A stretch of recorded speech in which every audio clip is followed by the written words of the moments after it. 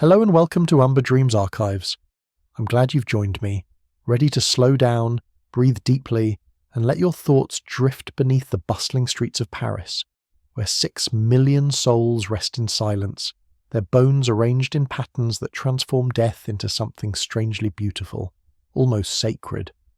This is your moment to leave the noise of the day behind, to step away from screens and deadlines and the relentless rush of now, and descend gently into the cool darkness of tunnels that wind for miles beneath one of the world's most luminous cities, where the living walk above, unaware of the vast empire of the dead sleeping just below their feet. Here, in this space between past and present, we wander together through corridors lined with skulls and femurs, stacked with geometric precision by hands that worked in candlelight 2 centuries ago, creating something that defies easy description. Something between cemetery and cathedral, between warning and welcome. We stand before walls of bones that stretch into shadows, where the remains of medieval merchants rest beside revolutionary soldiers, where plague victims lie stacked with philosophers, all equal now in their silence. Each episode here is not just about bones, it's about the lives lived, the city that outgrew its graveyards, the desperate practicality that led engineers to create the world's largest ossuary beneath the City of Light. It's about memory and forgetting, about how we honour the dead when there are simply too many to name. If you enjoy these journeys into forgotten history, a like and subscribe help keep this channel alive. But for now, you need only listen. In the middle of the 18th century, Paris was the most magnificent city in Europe, a jewel of Enlightenment thought and aristocratic splendour, its boulevards lined with elegant buildings, its salons filled with philosophers debating reason and progress, its gardens manicured to geometric perfection. The city glittered with intellectual achievement, with scientific discovery, with the confident belief that humanity was marching steadily toward a more rational, more enlightened future. But beneath this polished surface, beneath the powdered wigs and perfumed handkerchiefs, beneath the marble facades and gilded carriages, Paris was rotting from within, suffocating under the weight of its own dead.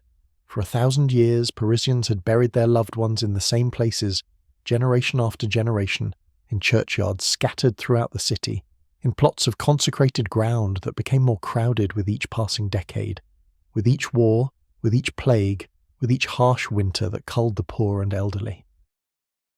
The dead were not a distant memory stored safely outside city walls.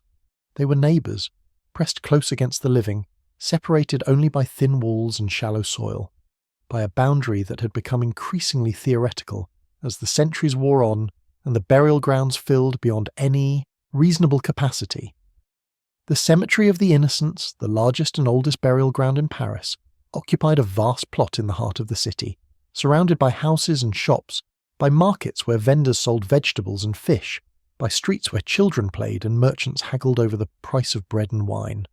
For over 6 centuries, bodies had been lowered into its earth, perhaps 2 million souls in total, layer upon layer, compressed by time and weight into a dense geological record of Parisian mortality, a vertical archive of lives lived and lost. The cemetery had long since exceeded any reasonable capacity. Gravediggers routinely exhumed partially decomposed corpses to make room for fresh burials, tossing the disturbed bones into charnel houses, covered galleries that lined the cemetery walls, their arched openings displaying femurs and skulls stacked to the ceiling like cordwood, visible to anyone who passed by on their daily errands. This was not hidden or shameful.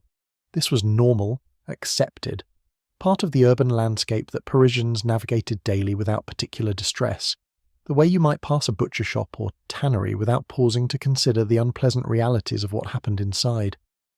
But by the 1770s, something had shifted. The Age of Reason brought new attention to public health, new concerns about miasma and disease, new voices questioning whether it was truly wise to pack decaying human flesh into the centre of a living city, whether tradition and religious custom should outweigh the practical needs of the living. Doctors began writing pamphlets arguing that the vapours rising from graveyards carried disease, that the air itself was poisoned by decomposition. Officials began receiving complaints from residents who lived near cemeteries, who reported illness and discomfort, who demanded action even as they acknowledged the difficulty of changing practices sanctified by centuries of custom. The smell, residents reported, was unbearable during summer months, a thick sweetness that clung to clothing and invaded homes, that turned stomachs and provoked headaches, that seemed to carry sickness on invisible currents of putrid air. Wine cellars adjacent to cemeteries found their stores spoiled, the bottles tainted by something seeping through stone walls. Meat hung in shops near Les Innocents rotted faster than it should, as if the presence of so much death accelerated decay in everything nearby. The soil itself had changed. Centuries of decomposition had transformed ordinary earth into a strange substance the gravediggers called terre grasse, fat earth, so saturated with human decay that it bubbled and shifted, that consumed fresh corpses with alarming speed, dissolving flesh in mere weeks instead of months, as if the ground itself had become a living stomach, perpetually hungry, perpetually digesting.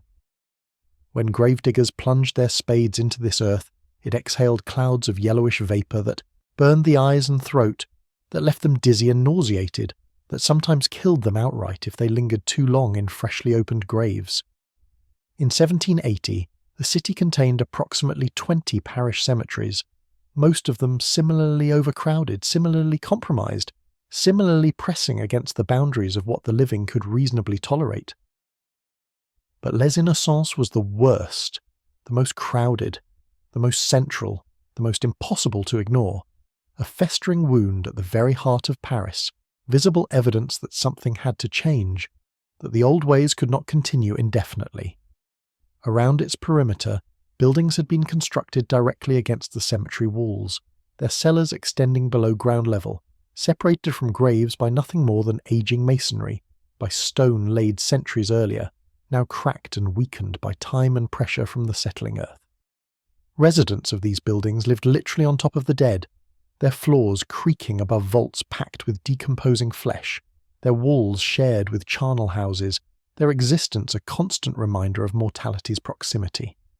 And beneath all of this, beneath the cemeteries and the streets and the buildings, beneath the entire city of Paris, lay something else entirely, a vast network of tunnels carved from limestone over centuries of quarrying, miles of empty passages where miners had once extracted the stone that built Paris itself, creating a hollow mirror city in the depths, a negative image of the metropolis above, dark where Paris was bright, empty where Paris was crowded, silent where Paris hummed with commerce and conversation. These quarries had been largely abandoned by the mid-18th century, the stone exhausted, the tunnels left to darkness and dampness and slow collapse. Few people thought about them, fewer still ventured into their depths. They were simply there, waiting beneath the city, a vast emptiness that would soon find a purpose nobody could have anticipated, a solution to a problem that was about to become impossible to ignore. The city above sparkled with Enlightenment ideals, the city below fermented in medieval darkness, and between these two realities, a crisis was building, invisible but inexorable, waiting for the moment when Paris would be forced to confront what it had been ignoring for generations. It happened in the spring of 1780, on a day that began like any other in the crowded neighbourhoods surrounding the Cemetery of the Innocents, with vendors setting up their stalls, with shutters opening onto narrow streets, with the ordinary business of living proceeding as it always had, unaware that the ground itself was about to betray the thin pretense of normalcy that separated Paris from its dead. The building stood on the Rue de la Lingerie, pressed against the cemetery's southern wall, a typical structure for that part of the city, narrow and tall, its lower floor occupied by a merchant, its upper floors divided into cramped apartments housing families who had learned to live with the peculiar atmosphere of their neighbourhood, the smells and sounds that came with residing next to one of Paris's largest burial grounds. In the cellar, accessible by stone steps, the merchant stored his goods, barrels and crates stacked in the cool darkness, protected from summer heat and thieves by thick walls that had stood for decades without particular concern. But those walls had been standing for too long, bearing weight they were never designed to carry, pressed by earth that had become something other than earth, that shifted and settled and pushed with the slow, inexorable force of geological time accelerated by human intervention. On one side lay ordinary cellar space. On the other, separated by ancient masonry, lay the cemetery itself, layer upon layer of graves, centuries of burials compressed into soil, so saturated with human remains that it had become almost liquid. a dense soup of dissolved flesh and bone that pressed against every boundary, seeking release. The collapse came without warning, though in retrospect the signs had been there for anyone who cared to look closely enough. Small cracks in the plaster, a dampness that never quite dried, a smell that intensified each summer beyond what even long-time residents considered normal. But nobody looked closely. Nobody wanted to imagine what might happen if the wall failed, if the boundary between living and dead dissolved literally instead of just metaphorically. The merchant descended the cellar stairs that morning to retrieve stock for his shop carrying a lamp, his footsteps echoing in the confined space. He noticed immediately that something was wrong. The air felt different, heavier, carrying a stench so powerful it made him gag. His lamp illuminated a scene of devastation, the far wall simply gone, collapsed inward, replaced by a gaping hole through which poured not just soil but something worse, a thick, dark mass studded with pale fragments that caught the lamplight, that gleamed wetly in the flickering glow. He understood instantly what he was seeing. The cemetery had broken through. The dead had invaded his cellar. The mass that filled the space was not neat, not organised, not the tidy burial one might imagine from descriptions in prayer books or philosophical treatises on mortality. It was chaos given physical form, a tumbled mixture of earth and bone and partially decomposed flesh, of skulls and femurs and rib cages jumbled together without dignity or order, some still held together by scraps of dried tissue, others scattered loose, freed from the anatomical arrangement that had defined them in life. The smell was beyond description, beyond anything the merchant had experienced, a concentrated essence of decay that seemed to coat his throat and lungs, that made breathing itself an act of profound discomfort. He fled upstairs, gasping, shouting for help, for authorities, for anyone who might know what to do when the dead literally break into your basement, when the careful fiction that graves stay sealed and bodies stay buried collapses along with aging masonry. Neighbours gathered, officials were summoned, the Lieutenant General of Police arrived to inspect the damage, accompanied by doctors and engineers, by priests concerned about the desecration of consecrated ground, by city planners who understood immediately that this was not an isolated incident but a symptom of a much larger problem. They descended into the cellar together, handkerchiefs pressed to faces, lamps held high to illuminate the extent of the disaster. The hole in the wall was massive, several feet wide, with more soil and bones still sliding through, still settling, the cemetery literally emptying itself into the merchant's storage space. They could see into the burial ground itself, into the layered cross-section of centuries of interment, the vertical stripe of Parisian death exposed like a geological formation, like the rings of a tree telling its history in annual increments of growth and loss. The engineers examined the remaining walls and delivered their verdict quickly. This cellar was compromised beyond repair. The adjacent cellars were likely in similar danger. The entire row of buildings pressed against the cemetery's southern perimeter was at risk of collapse, of being invaded by the same putrid mass that had broken through here. The weight of bodies, the pressure of saturated soil, the chemical transformation of ordinary earth into something dense and unstable. All of this had been building for decades, for centuries, waiting for the moment when aging mortar could no longer hold. But the engineers had more dire news still. The Cemetery of the Innocents was not unique. Every major churchyard in Paris faced similar problems, similar pressure, similar risk. The entire city was built on compromised ground, on burial sites that exceeded their capacity, on earth so saturated with human remains that it had become geologically unstable, prone to shifting and settling and breaking through boundaries that were supposed to be permanent. This single collapsed wall represented a crisis that could no longer be ignored, could no longer be managed with minor adjustments and temporary solutions. Paris had to confront the fundamental question it had been avoiding for generations, the question that every great city must eventually answer. What do you do with your dead when there is simply no more room to bury them, when the past refuses to stay quietly underground, when mortality becomes a public health emergency instead of a private sorrow?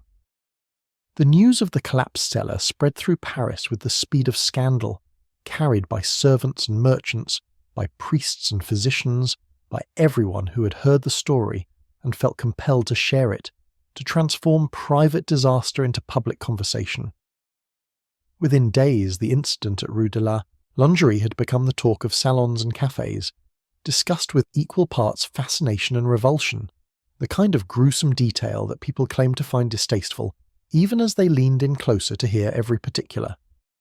The Lieutenant General of Police, recognising both the immediate danger and the larger implications, ordered the Cemetery of the Innocents closed to new burials effective immediately. It was a dramatic decision, unprecedented in scope, and it provoked immediate resistance from multiple quarters.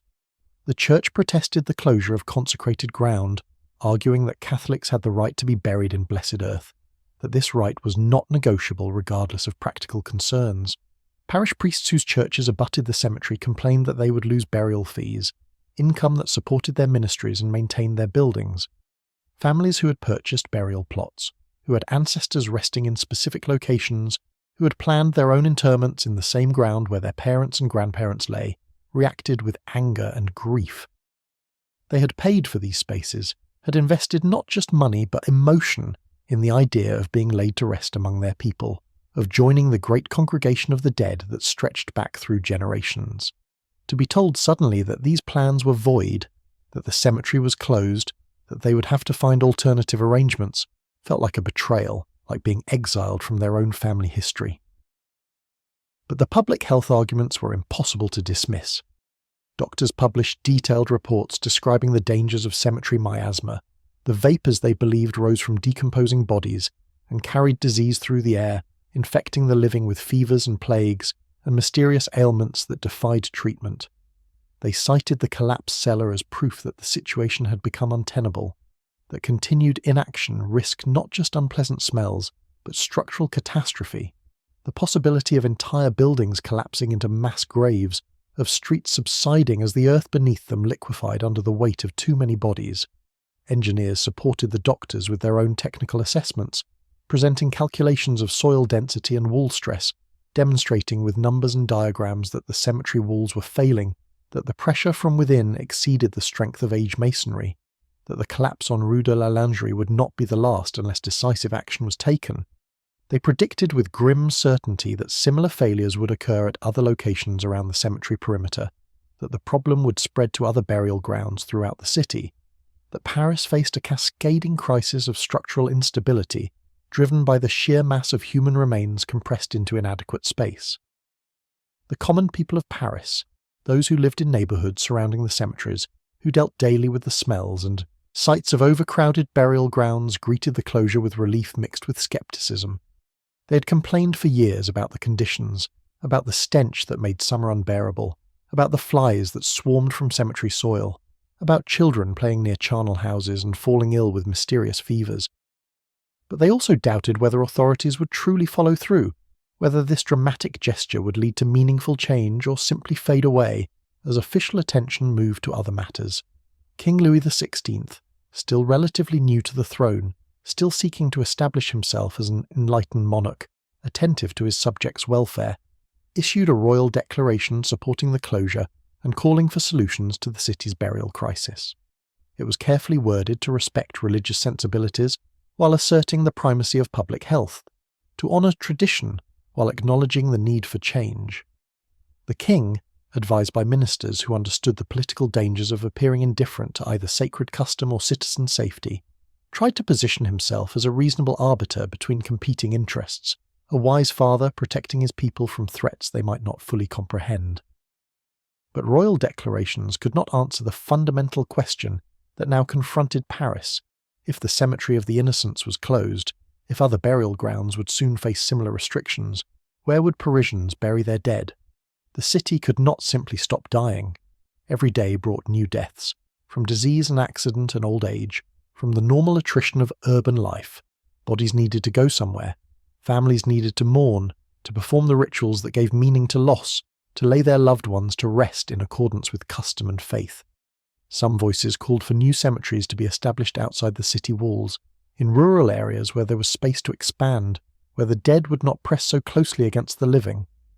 Others suggested reforms to existing practices, perhaps limiting the depth of graves, perhaps requiring cremation for certain classes of death, perhaps building columbaria like the ancient Romans, structures designed specifically for storing remains in a more compact arrangement.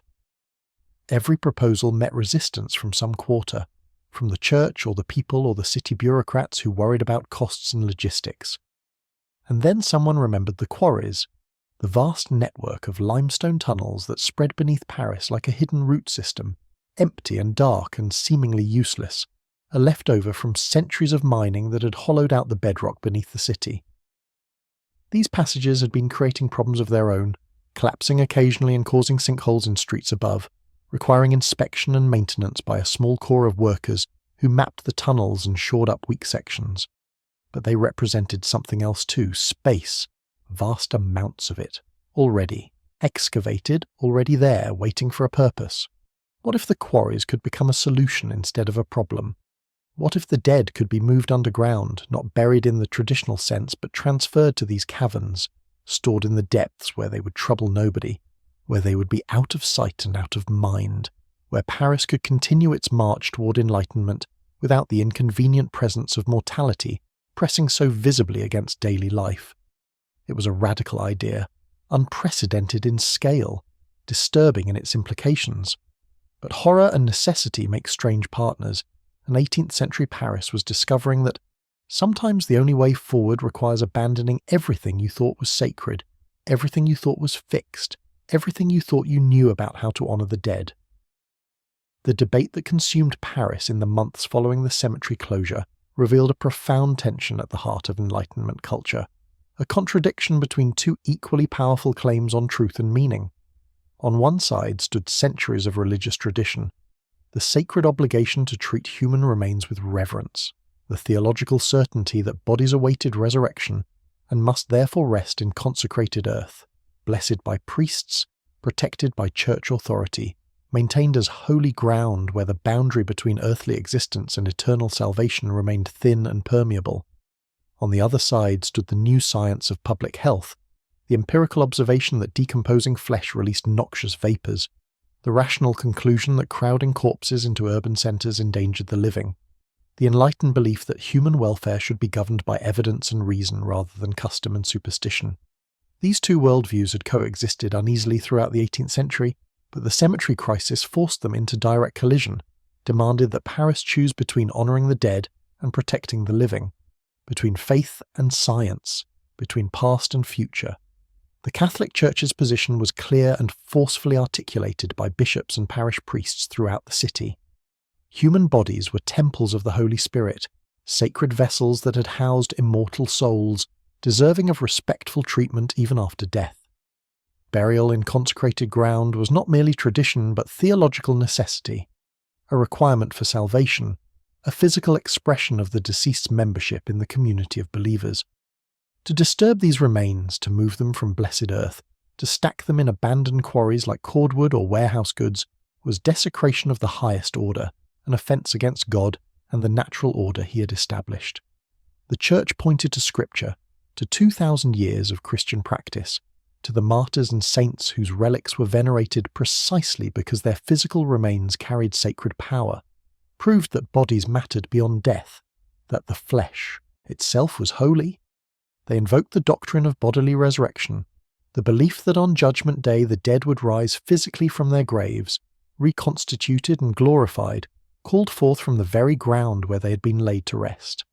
How could resurrection occur if bodies were removed from consecrated earth, if bones were piled in profane caverns, if the connection between death and sacred space was severed? But the doctors and scientists of Paris answered with their own kind of scripture, the evidence of observation and measurement, the data compiled from years of studying disease patterns in neighbourhoods surrounding cemeteries. They produced charts showing higher rates of fever near Les Innocents compared to districts farther from burial grounds. They described autopsies of plague victims whose lungs showed damage consistent with inhaling corrupted air. They explained the chemistry of decay, how flesh broke down into gases and liquids that seeped into soil and water, how these substances carried the seeds of contagion, how allowing decomposition to occur in the heart of a living city was not just unpleasant but actively murderous. The concept of miasma, while not fully accurate by modern understanding, captured something true about the relationship between filth and disease, between crowded unsanitary conditions and epidemic illness. 18th century physicians might not have known about bacteria and viruses, but they understood through careful observation that certain environments bred sickness, that proximity to decay correlated with higher mortality, that improving sanitation reduced disease rates even if the mechanisms remained mysterious. They argued that God, if he was truly benevolent, would not demand practices that killed his living children in order to honour his dead ones. They suggested that faith without reason was not true faith but dangerous superstition, that religious authority must bend before empirical evidence, that the Church's role was spiritual guidance, not public health policy. Some doctors went further, hinting that perhaps the whole concept of consecrated ground was medieval foolishness, that earth was earth regardless of priestly blessing, that bodies were simply organic matter subject to natural law, no more sacred than the flesh of cattle or swine. This last position, openly materialist and dismissive of religious sentiment, provoked fury from believers who saw in it not just disagreement, but atheistic assault on everything they held sacred. Pamphlets and counter-pamphlets flooded the streets of Paris, some defending traditional burial practice as essential to salvation, others mocking such beliefs as ignorant superstition unworthy of an enlightened age. Coffeehouse debates turned heated, friendships fractured along ideological lines, families argued at dinner tables about what they owed to their dead ancestors versus their living children. Complicating matters further was the question of class and dignity. Wealthy families had always enjoyed the privilege of private burial vaults, stone chambers beneath church floors or in exclusive cemetery sections, places where their dead rested individually or in small family groups, protected from the anonymous masses in common graves.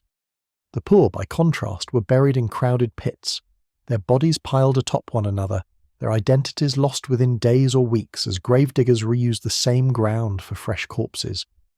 Any solution to the cemetery crisis threatened to level these distinctions, to treat all remains equally regardless of the social status they had enjoyed in life.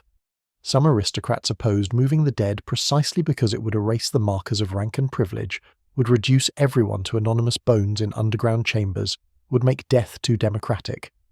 Others, influenced by Enlightenment ideals of equality, found something appealing in the idea that death might be the one realm where birth and wealth granted no advantage, where king and peasant rested side by side without distinction.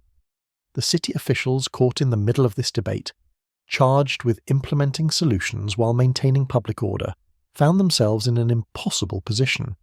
They could not ignore the public health crisis, could not allow cemeteries to continue contaminating neighbourhoods, could not risk more structural collapses.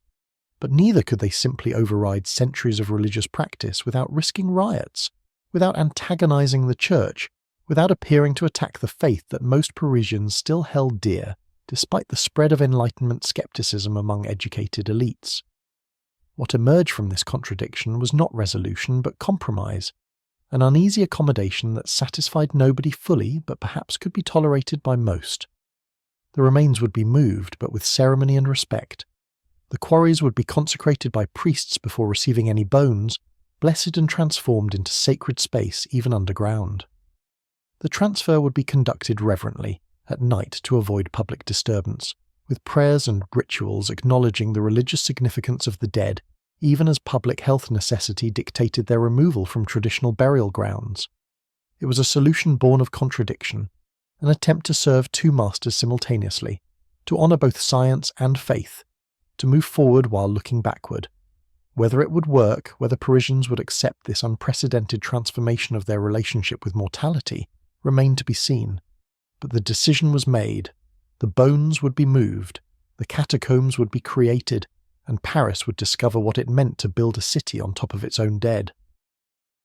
In the year following the closure of Les Innocents, Paris became a city obsessed with mortality logistics, with the practical question of what to do with human remains when traditional solutions had failed. Committees formed, disbanded, reformed with different members and similar mandates.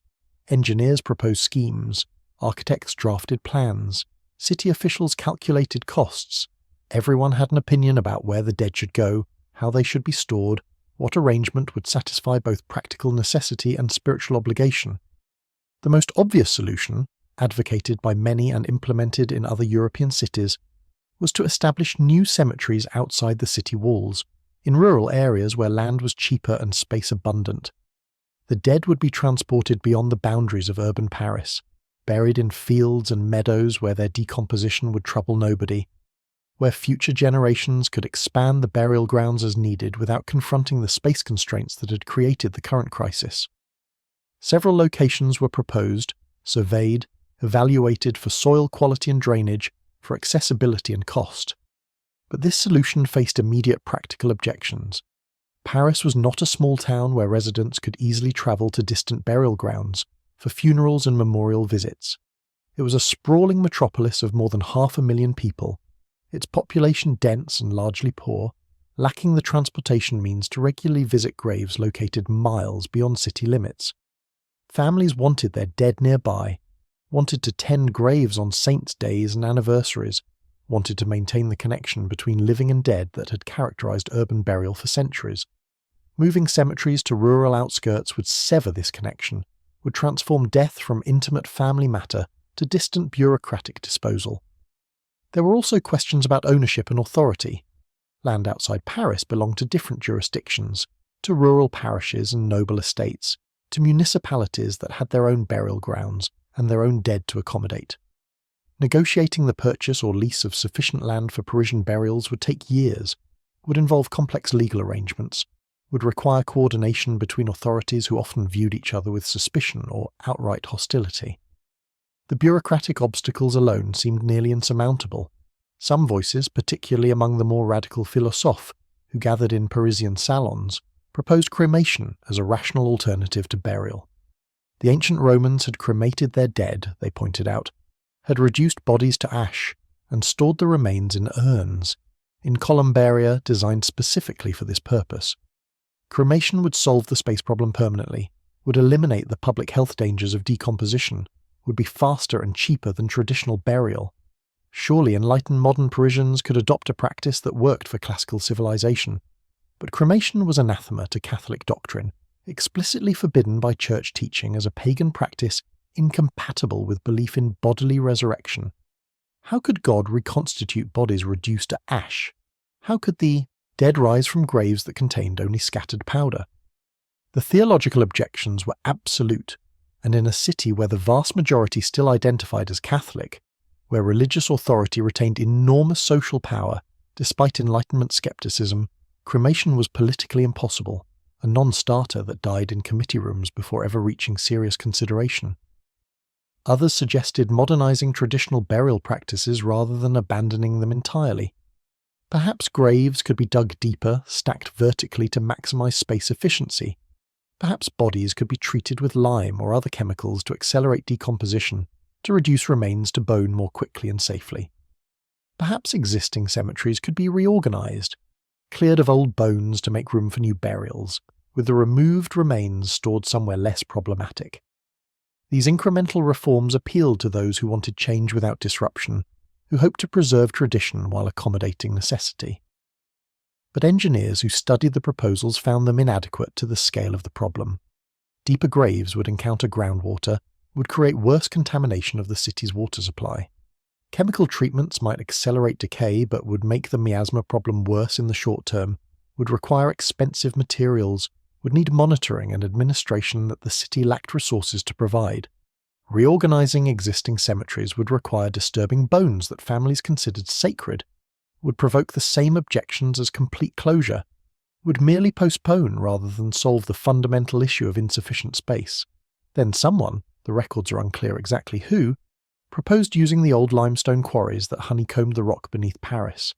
These tunnels had been excavated over centuries, carved by miners extracting stone to build the city above, creating a mirror world of passages and chambers in the depths. By the 1780s, most quarrying had ceased. The easily accessible limestone exhausted, the tunnels abandoned to darkness and slow decay. They were a problem themselves, occasionally collapsing and causing sinkholes, requiring inspection and maintenance by a small department of the city government tasked with preventing catastrophic failures. But they represented something else: volume, enormous amounts of empty space already excavated, already there, waiting for a purpose.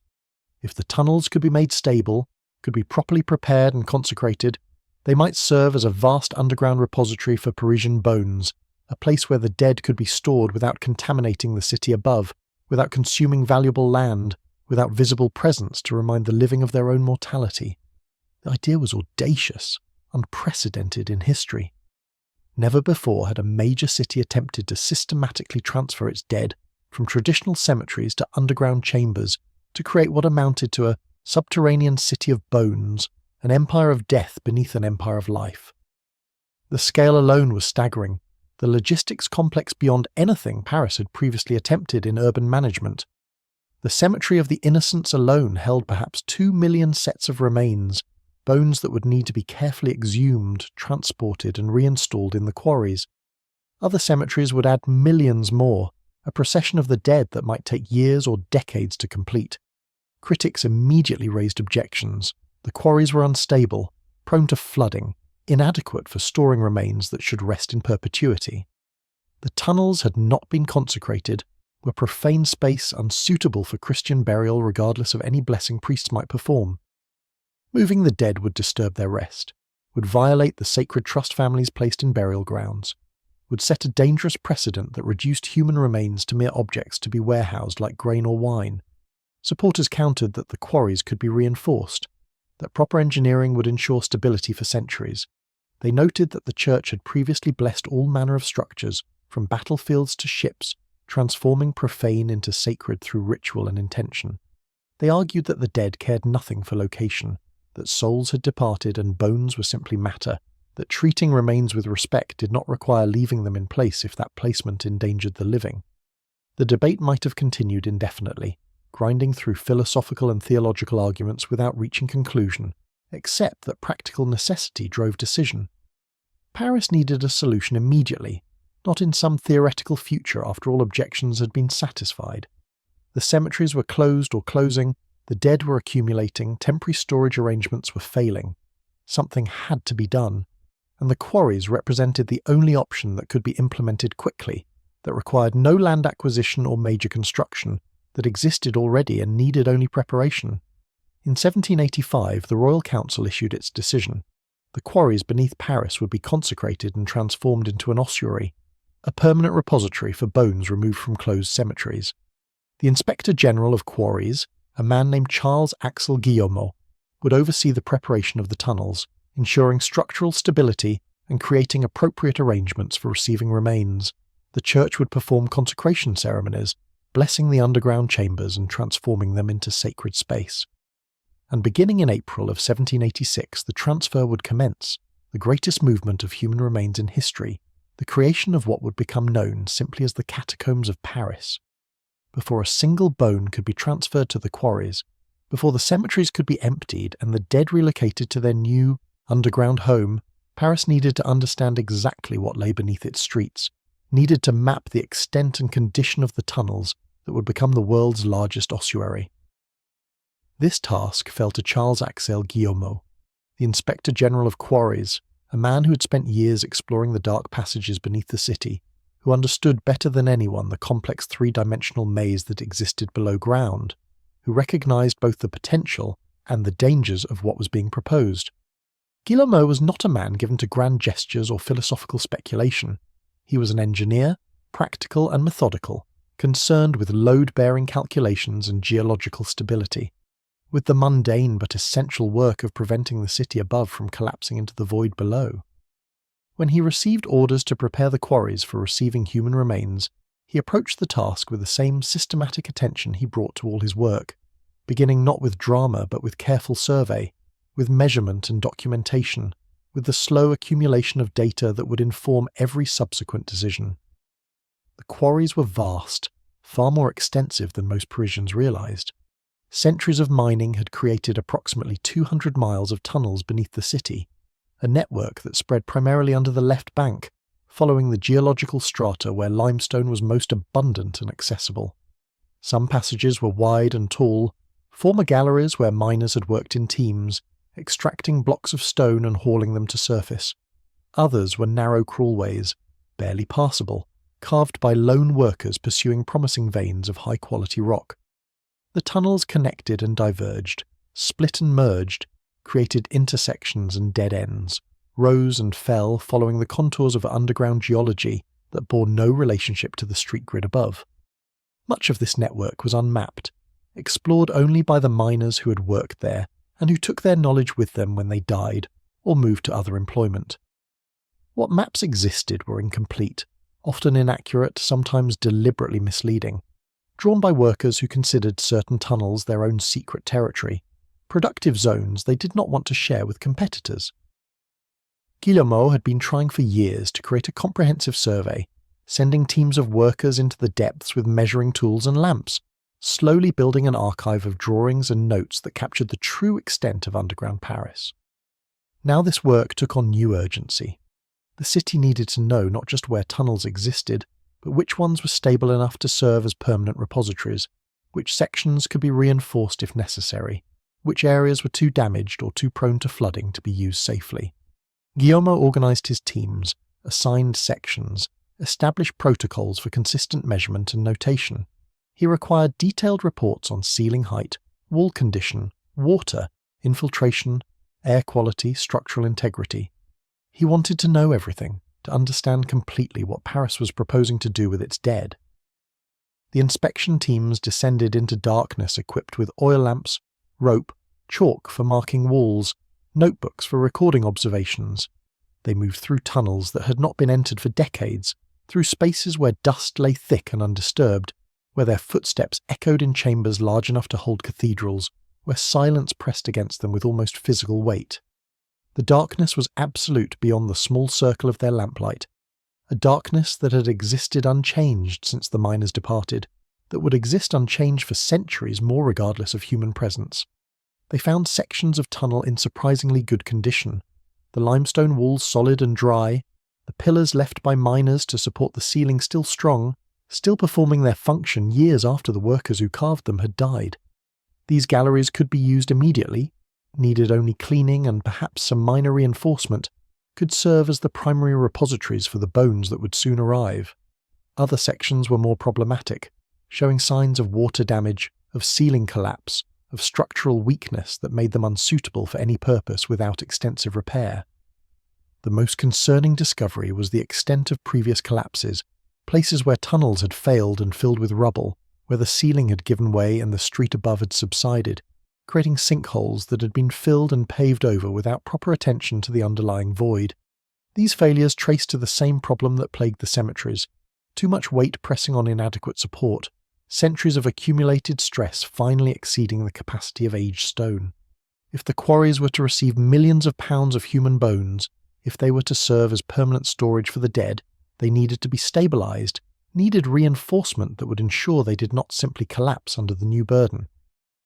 Guillemot developed a system of pillars and arches, masonry reinforcements that would distribute weight more effectively, that would protect against the kind of catastrophic failure that had created sinkholes in Paris streets. He identified key intersections and galleries that would need this treatment, calculated the materials required, estimated the cost and timeline. The work would be expensive, would take months or years to complete fully, but it was essential, non-negotiable, if the quarries were to serve their intended purpose. His teams also mapped the connections between tunnels, the pathways that would allow bones to be transported efficiently from various entry points to their final resting places. Several locations throughout the city provided access to the quarries, former mine entrances that could be adapted for the nightly processions of the dead. The most important of these was a property near what is now Place d'Enfer Rochereau, where a former quarry entrance could be expanded and improved to serve as the main receiving point for bones from the Cemetery of the Innocents. As the survey progressed, as the maps grew more detailed and comprehensive, Guillemot began to envision how the space might be organised, how the random tunnels carved by miners following stone could be transformed into something approaching intentional design. Certain galleries, the largest and most stable, would serve as primary depositories, their walls lined with bones stacked in careful arrangement.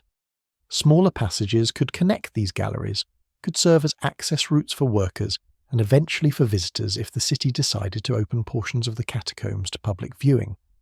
He imagined, though he did not yet propose it formally, that the ossuary could be more than just utilitarian storage, that it could become something almost architectural, almost beautiful in its organisation, a monument to mortality that acknowledged death's universality while maintaining human dignity. The bones need not be simply piled in heaps, but could be arranged with care, stacked in patterns that showed respect for the individuals they had once been, that transformed anonymous remains into something approaching art. But these were private thoughts, visions that would emerge only later as the work progressed, and the full scope of what Paris was creating became apparent. For now, Guillaume focused on the immediate task, surveying the quarries, ensuring their stability, preparing them to receive the dead. The investigation was methodical, unglamorous, essential. Every measurement mattered, every notation contributed to the growing understanding of what lay beneath Paris, of what would be possible in the years ahead. By 1786, the survey was complete enough to proceed. The quarries had been mapped, their capacity estimated, their structural integrity verified or improved. The tunnels were ready, waiting in darkness for the procession that would soon begin, for the transformation that would turn abandoned mines into the largest ossuary the world had ever seen. Everything was prepared. The investigation was finished. The transfer could begin. On the night of April 7th, 1786, Paris witnessed a procession unlike any in its history, a solemn parade of the dead that would continue for years, that would transform the city's relationship with mortality, that would create what visitors would later describe with equal parts fascination and horror as a subterranean empire where millions sleep in darkness beneath the living streets above. The transfer began after sunset, when the daytime business of the city had quieted, when most citizens had retreated to their homes, when darkness provided both practical concealment and symbolic appropriateness for the work ahead.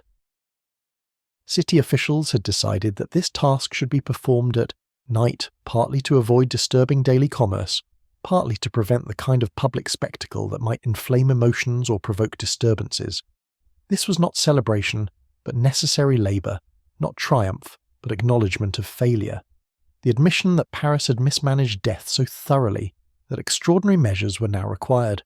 At the Cemetery of the Innocents, workers had been labouring for weeks to prepare for this moment, carefully exhuming remains from the overfilled burial ground, separating bones from the tear grass that had consumed so many bodies, sorting femurs from skulls, organising the jumbled mass of human remains into categories that would allow for orderly transport and eventual arrangement in the quarries below. It was grim work, physically demanding and emotionally challenging, performed by men who needed both strong stomachs and a certain philosophical distance from what their hands were handling. The bones were loaded into wagons, black-draped carts pulled by horses, covered with heavy fabric to conceal their contents from any citizens who might be watching from windows or walking late through the streets. Each wagon carried perhaps a ton of remains, hundreds of individuals compressed into anonymous cargo, their identities lost, their stories erased, nothing remaining but the calcium structures that had once supported living flesh, that had once walked Paris streets in their own right, that had once been people with names and hopes and fears now utterly forgotten. The wagons rolled slowly through the dark city, following routes that had been planned to avoid major thoroughfares, to minimise attention, to transform what could have been dramatic public ceremony into quiet administrative procedure. Priests accompanied the procession, performing blessings as the carts moved, acknowledging the sacred nature of the cargo even as its treatment seemed to strip away traditional dignity. They chanted prayers for the dead, invoked divine mercy, asked forgiveness for the disturbance of remains that should have rested undisturbed until the resurrection. The destination was a property in the Montparnasse area, where a former quarry entrance had been expanded and improved to serve as the main access point for bones entering the underground ossuary. Here the wagons stopped, one by one, in the courtyard of what had been a private residence, now requisitioned by the city for this purpose. Workers unloaded the bones, carrying them down stone steps into the depths, into tunnels that had been waiting in darkness for this exact purpose, that had been prepared and consecrated, transformed from profane mining tunnels into sacred repository. The descent was steep, the stairs narrow and worn, lit by torches and lanterns that cast dancing shadows on limestone walls. The air grew cooler as workers moved deeper, grew damp, grew thick with the smell of earth and stone. The sound of footsteps echoed strangely in the confined space, multiplied and distorted, creating the illusion of far more people than were actually present, as if the dead themselves were descending, as if the bones were walking to their new home rather than being carried. In the prepared galleries below, other workers received the bones and began the process of stacking them, creating walls of femurs and tibias, organised rows of skulls, careful arrangements that showed respect while maximising space efficiency. This was not the haphazard tumble of the collapsed cellar wall, not the chaotic mixture of earth and bone that had horrified the merchant on Rue de la Lingerie. This was intentional, ordered, an attempt to create something dignified from what could easily have been merely horrific. The work continued through the night, wagon after wagon arriving, unloading, departing for more. By dawn, when the procession ceased and workers emerged back into the world of the living, thousands of sets of remains had been transferred. Thousands of Parisians who had died centuries ago had been relocated to their new resting place beneath the city. It was just the beginning, the first night of what would become a years-long project, but it established the pattern, created the routine that would be followed in the nights ahead. In the days following, city officials issued statements describing the transfer as successful, orderly, conducted with appropriate respect for the dead. They emphasized the care taken to handle remains properly, the presence of priests performing blessings, the dignity maintained throughout the process. They did not mention, because they did not need to mention, the fundamental strangeness of what was happening, the unprecedented nature of systematically moving millions of human beings from traditional burial to underground storage, the transformation this represented in how a great city managed the eternal problem of mortality. The public reaction was mixed, divided along the same lines that had characterized the earlier debates about cemetery closure and burial reform. Religious conservatives mourned the disturbance of consecrated ground, worried about the spiritual implications of moving the dead, questioned whether bones resting in quarries could truly await resurrection, as doctrine promised. Enlightenment rationalists praised the public health benefits, celebrated the triumph of reason over superstition, saw in the catacombs evidence that modernity was finally displacing medieval darkness. Common Parisians, those who lived in neighbourhoods that had suffered most from overcrowded cemeteries, generally supported the transfer, relieved that the smells and health dangers would be eliminated, grateful that city authorities had finally acted decisively. They did not particularly care about theological fine points or philosophical implications. They cared that their children would be safer, that summer would be more bearable, that the ground beneath their buildings would be more stable. As spring turned to summer in 1786, the nightly processions continued, the wagons rolling through dark streets, the bones descending into depths, the underground ossuary growing with each passing week. Workers developed rhythms and routines, became accustomed to handling remains, lost whatever squeamishness they might have initially felt. The job was just a job, unusual but manageable, paying wages that supported families, contributing to a project that would eventually be recognized as historical, as something unique in the long chronicle of how human beings have dealt with death. The evidence of what Paris was creating accumulated in the darkness below, millions of bones stacked in careful walls, arranged in patterns that showed both the scale of urban mortality and the human need to impose order on chaos, to create meaning from what could otherwise be merely terrible. The catacombs were taking shape, bone by bone, night by night, a city of the dead growing beneath a city of the living, a monument to both the failure of traditional burial and the capacity for practical innovation when necessity demands. The first transfer was complete. Millions more would follow. The catacombs had begun.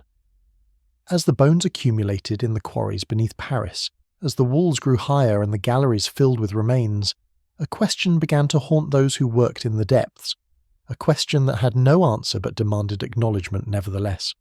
Who were these people? These millions whose bones now rested in careful stacks, arranged by type and size but stripped of every marker of individual identity, of personality, of the specific lives they had lived above ground before death claimed them and time erased their names.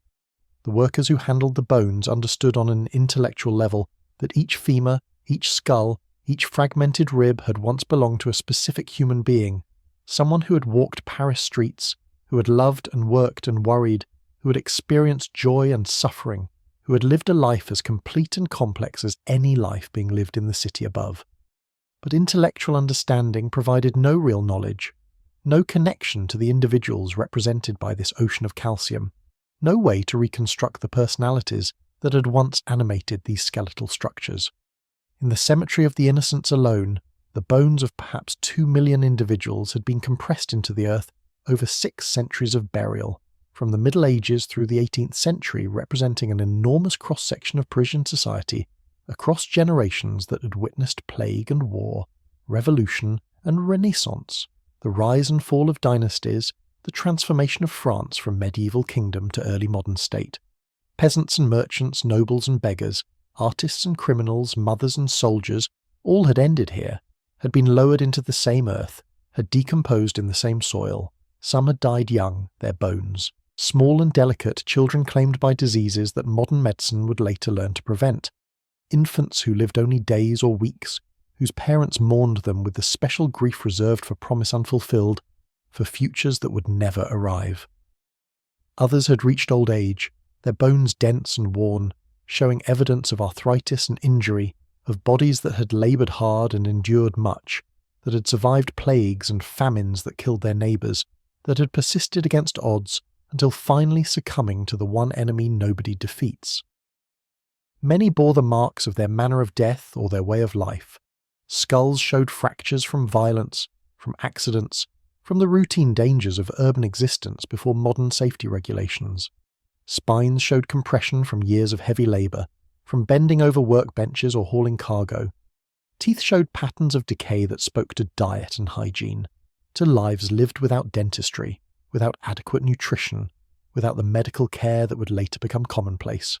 The bones were archives, biological documents recording details their owners could not have articulated, evidence that outlasted memory and contradicted any romantic notion that the past was simpler or easier than the present.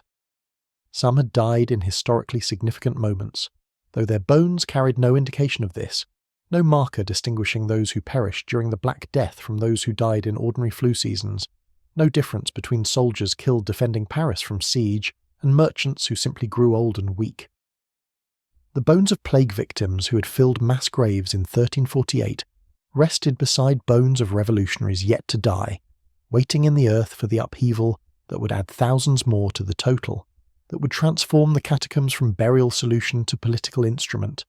Among the millions were certainly individuals who had been notable in their time, whose names had appeared in documents, who had owned property or practiced professions that left written traces, merchants whose account books survived in archives, craftsmen whose guild memberships were recorded, priests whose appointments were noted in church registers.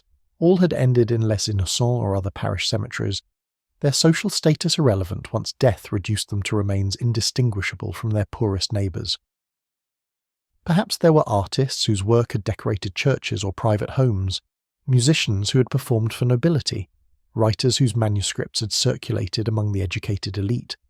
Perhaps there were people whose decisions had shaped Paris in small but real ways, who had served on neighbourhood councils, who had testified in legal disputes, who had sponsored apprentices or endowed charities. Their bones offered no clues, preserved no evidence of achievement or character, testified only to the biological facts of human anatomy, stripped of context and meaning. The workers in the catacombs sometimes tried to imagine the lives represented by particular bones, inventing stories for skulls that caught their attention, creating biographies for remains that seemed somehow distinctive, even though they were fundamentally identical to thousands of others. This skull might have belonged to a baker, they would say, pointing to strong jaw muscles that suggested years of chewing coarse bread. That femur came from someone tall, probably a soldier given the evidence of old fractures that had healed cleanly, indicating access to medical care better than most poor Parisians received. But these were just stories, comforting fictions that imposed narrative on what was essentially anonymous, that tried to restore individuality to remains that had been deliberately stripped of personal markers, sorted and stacked by type rather than by identity. The truth was simpler and more disturbing. Nobody knew who these people were, nobody would ever know. The specific details of their lives had been erased as thoroughly as their flesh had decomposed, leaving only the mineral structures that all humans share regardless of what distinguished them when they lived.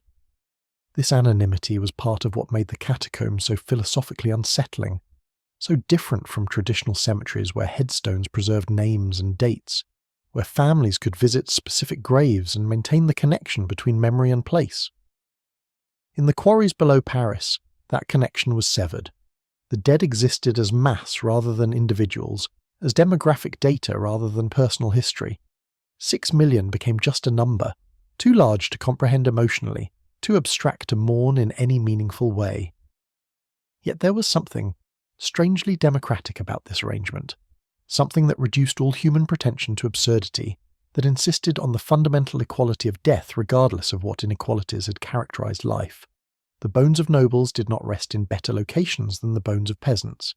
The skulls of bishops were not arranged more prominently than the skulls of prostitutes. Everyone ended the same, sorted by anatomy rather than biography, by what all humans share rather than what makes them different. The deeper mystery was not just who they were but what their anonymity meant, what it said about memory and forgetting, about the relationship between individual lives and collective history, about whether it mattered that specific stories were lost if the aggregate pattern remained visible. The catacombs preserved evidence of mass mortality, of the millions who had lived and died in Paris over centuries, but they erased the particular in favour of the general, sacrificed personal detail for demographic scope. And perhaps that was the most honest representation of history possible, the acknowledgement that most lives leave no trace beyond bones, that most people are forgotten within a generation or two, that fame and fortune delay but do not prevent the ultimate erasure that awaits everyone. The catacombs did not hide this truth behind comforting monuments or elaborate memorials. They stated it plainly, in bones stacked by the millions, in skulls that all look essentially the same once flesh is gone, in the vast, dark silence that claims every story eventually. Who were they? They were Parisians. They were human. They were us, seen from a perspective that dissolves the artificial boundaries between past and present, between the dead and the not yet dead. That was the deeper mystery, and it had no solution, only acknowledgement. The work of transferring bones from cemeteries to quarries continued steadily through the late 1780s, a massive but orderly project, bureaucratic and methodical, remarkable mainly for its scale rather than its drama. Workers developed routines, priests performed blessings, wagons rolled through dark streets in processional rhythm that became almost ordinary despite the extraordinary nature of the cargo. Paris was slowly emptying its burial grounds, slowly filling the tunnels below with the accumulated dead of centuries, creating the vast ossuary that would eventually hold 6 million souls in geometric arrangements of bone. But in 1789, everything changed. The world above ground erupted in revolution, in political upheaval that transformed France from monarchy to republic, from divine right to popular sovereignty, from ancient regime to modern state. The storming of the Bastille in July marked not just the beginning of political transformation, but the start of a period of violence and chaos that would add thousands of fresh dead to Paris's already overwhelming total, that would turn the catacombs from solution to burial crisis into repository for revolutionary carnage. The early months of revolution brought optimism, the belief that France could remake itself according to Enlightenment principles, could establish a government based on reason and equality rather than tradition and privilege. But optimism quickly curdled into suspicion, suspicion into paranoia, paranoia into the systematic violence known as the Terror, when the revolution began consuming its own children, when revolutionary tribunals sent thousands to the guillotine, when the streets of Paris ran with the consequences of political violence and the carts carrying bodies to burial grounds became a daily sight rather than a nightly secret. The guillotine was erected in what is now the Place de la Concorde, a public square where crowds gathered to watch executions, to witness the deaths of aristocrats and clergy, of counter-revolutionaries real and imagined, of anyone accused of opposing the revolutionary government or harbouring sympathy for the old order. The machine was efficient, designed according to Enlightenment principles of humane execution, capable of processing dozens of victims in a single day, separating heads from bodies with mechanical precision that eliminated the inconsistency of traditional beheading by axe or sword. The bodies of the executed posed an immediate practical problem. They could not be buried in consecrated ground, the church having been stripped of authority by revolutionary decree. They could not receive traditional funeral rites, which were associated with the old religious order the revolution sought to destroy. They needed to be disposed of quickly, without ceremony, in ways that acknowledged their status as enemies of the state even in death. The solution was simple. They were taken to the catacombs, added to the millions already resting in darkness below, their revolutionary deaths making them unwitting participants in the project of rationalized burial that had begun before the revolution transformed France. But these new dead were different from those transferred earlier. The bodies from old cemeteries had been dead for decades or centuries, reduced to bone, anonymous and abstract. The revolutionary victims were freshly executed, still clothed, still recognizable, their deaths recent enough that families mourned them individually, that their identities remained known even as they were stripped of legal protection and social status. Transporting these bodies to the catacombs, adding them to the ossuary, created a different kind of mixing, a collision between ancient and modern death, between those who died of plague or old age and those who died by guillotine blade in the name of political ideology. Among the revolutionary dead were some of the most famous names in French history, though few realized at the time how history would remember them. Georges Danton, one of the revolution's early leaders, was executed in 1794 after falling afoul of Robespierre's increasingly radical faction. His body went to the catacombs, joining the anonymous masses, his revolutionary fame unable to secure him special treatment in death. Maximilien Robespierre himself, architect of the Terror, followed months later after his own faction turned against him, his head severed by the same machine he had used to eliminate his enemies, his remains transported to the same underground chambers where his victims already rested. The royal family suffered similar fates. King Louis XVI, who had authorized the creation of the catacombs, who had tried to position himself as an enlightened monarch balancing tradition and progress, was executed in January 1793, his body initially buried in a cemetery, but eventually relocated to the royal crypt at Saint-Denis. His queen, Marie Antoinette, followed him to the guillotine in October of the same year, her body treated with even less ceremony, buried quickly in an unmarked grave that would later be lost, her final resting place uncertain, perhaps among the anonymous millions in the catacombs, perhaps elsewhere, the records insufficient to determine with certainty. The revolution transformed the catacombs from administrative project to political symbol, from solution to overcrowded cemeteries to repository for France's violent rebirth, from ordered arrangement of ancient bones to chaotic mixing of past and present, traditional and revolutionary death. Workers who had been carefully stacking remains by type and category now faced the challenge of integrating fresh corpses, of processing bodies that still carried the marks of recent life, that still smelled of mortality rather than ancient decay, that represented not abstract death, but specific political violence. The scale of death during the Terror overwhelmed existing burial capacity. Even before the revolution, Paris had been closing cemeteries, struggling to find space for normal mortality. The addition of thousands of execution victims, plus those killed in street fighting, plus soldiers dying from war wounds as France battled European coalitions determined to restore monarchy, created a crisis within a crisis, made the catacombs essential, not just convenient, transformed them from one solution among several to the only practical option for a city drowning in corpses. The revolutionary government, despite its commitment to reason and Enlightenment values, found itself managing death through the same mechanisms the old regime had established, using the same quarries, following the same procedures, continuing the project that royalty had initiated. The irony was lost on nobody who paid attention. Revolution changed everything above ground but left the infrastructure of death essentially unchanged. The bones of revolutionaries joining the bones of the world they destroyed, all becoming anonymous and equal in darkness regardless of what ideology they had died promoting or opposing. By 1795, when the Terror ended and France entered a period of relative stability under the Directory, the catacombs had been fundamentally transformed by their role in revolutionary death. They were no longer just a public health measure or an exercise in urban planning. They had become a memorial to France's traumatic rebirth, a place where the victims of revolutionary violence rested beside the victims of medieval plague, where the past and present merged in ways that nobody had anticipated when the first bones were transferred in 1786. The turning point was complete. The revolution had arrived, had claimed its thousands of victims, had added them to the millions already waiting in darkness. The catacombs now represented not just mortality in general, but French history in particular, not just the universal truth of death, but the specific violence of political transformation. What had begun as practical solution to overcrowded cemeteries had become something stranger, darker, more historically significant than anyone could have predicted.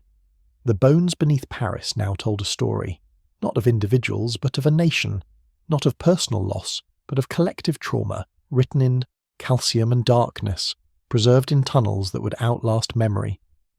The years following the revolution brought a new scale to the Catacombs project, a transformation from experimental solution to permanent infrastructure, from temporary repository to essential component of Parisian urban planning. What had begun as an emergency response to the collapse at Les Innocents had become, by the early 1800s, the standard method for managing the city's dead, a vast underground network that continued to expand as more cemeteries were closed, as more bones were transferred, as Paris acknowledged that the old relationship between city and burial ground could never be restored. By 1814, when the first official map of the catacombs was published, the ossuary contained remains from more than a dozen parish cemeteries scattered throughout Paris. Each cemetery had its own history, its own congregation of dead, its own centuries of accumulation that now required systematic emptying and relocation. The process was methodical but relentless. Cemetery after cemetery closed and cleared, their bones joining the millions already stacked in limestone galleries, their individual stories dissolving into the collective mass that defined the underground city. The cemetery of Saint-Nicolas-des-Champs was transferred in 1804, its graves dating back to the early Middle Ages, containing bones from some of the oldest Parisian families, from generations who had witnessed the construction of Notre Dame, who had lived through the 100 Years' War, who had known a Paris radically different from the modern city growing above their remains. Workers exhumed carefully, separating bones from soil, organising femurs and skulls, maintaining the same systematic approach that had characterised the original transfers from Les Innocents. The hospital cemetery of Sainte Catherine followed in 1813, adding the remains of thousands who had died in medical care, who had sought healing but found only death, whose bones carried evidence of the diseases that killed them, fractures that never healed, infections that consumed flesh, cancers that hollowed bones from within. These were not the anonymous masses of ordinary mortality, but the specific casualties of 18th century medicine, people who had died despite treatment rather than for lack of it, whose suffering was documented in hospital records even as their identities vanished into the catacombs. Each new cemetery brought its own character, its own demographic signature that briefly remained visible before mixing with all the others. The cemetery of Saint-Laurent contained many victims of the 1720 plague outbreak, identifiable by the haste of their burial, by the mass graves that had been dug to accommodate the sudden surge of death. The cemetery of Saint-Étienne-du-Mont held the bones of scholars and students from the nearby university district, young men who had come to Paris, to study, and never left, whose intellectual ambitions ended in the same earth as the illiterate poor who never read a book. The workers who performed this labour developed expertise in reading bones, in recognising patterns and anomalies, in understanding what skeletal remains could reveal about the lives that had produced them. They could estimate age at death from bone density, could identify gender from pelvic structure, could recognise evidence of manual labour from muscle attachment points worn deep into bone. They became unwitting anthropologists, documenting Paris's dead through physical examination rather than written records, building an archive of mortality that existed in calcium rather than ink. But the work was not merely technical. It carried emotional weight that affected even the most hardened workers, the constant confrontation with human mortality in its most literal form, the daily handling of skulls and femurs that represented not abstract death, but specific people who had once been as alive as the workers now moving their remains. Some men quit after a few weeks, unable to maintain the psychological distance necessary to continue. Others became philosophical, developed their own ways of coping, their own internal narratives that made the work tolerable. The scale of the operation required infrastructure that had not existed when the first transfers began. Storage facilities were built at various points throughout the city, temporary repositories where bones could be collected before transport to the catacombs. New access points were opened, additional staircases carved into the limestone, allowing workers to move remains more efficiently from street level to the galleries below. The entire system became more organised, more professional, transforming from emergency response to routine administration. The consecration ceremonies continued, priests blessing each new section of tunnel before it received bones, performing rituals that acknowledged the religious significance of what was happening, even as the scale made individual attention impossible. They blessed hundreds of thousands of dead at once, made the sign of the cross over rooms filled with femurs stacked like firewood, sprinkled holy water on galleries where skulls watched from walls with empty sockets. The ceremonies felt increasingly performative, gestures toward tradition that could not quite keep pace with the industrial efficiency of the bone transfers. By 1820, the catacombs held approximately 6 million sets of remains. Though the exact number was impossible to verify, the bones too numerous to count, too mixed to separate, too anonymous to catalogue. 6 million was an estimate, an approximation based on cemetery records and population data, on calculations of how many Parisians had died over how many centuries, on guesses about what proportion of the city's total dead now rested in the tunnels below, rather than in other locations throughout France. The ossuary stretched for miles beneath the left bank, a maze of galleries and passages, some organised and mapped, others still unexplored, still dark, still waiting for purposes not yet determined.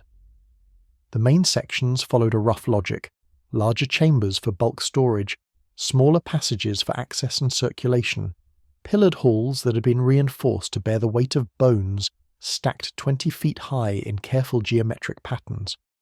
But there was no master plan, no unified design, just the accumulated result of decades of ad hoc expansion, of solving immediate problems without consideration for long-term coherence. The consequence of all this activity was profound and irreversible. Paris had fundamentally altered its relationship with death, had moved from a model where the dead remained visible, where cemeteries occupied valuable urban space, where mortality was a constant presence in daily life, to a model where the dead were hidden, stored underground, removed from sight and consciousness except when deliberately sought. The city above could pretend that death was elsewhere, that the bones of ancestors did not press so closely against the living, that 6 million dead could simply vanish into darkness without leaving visible trace. This transformation was both practical and symbolic, solving real problems of public health and structural stability, while also representing a deeper shift in how modern cities would manage mortality going forward.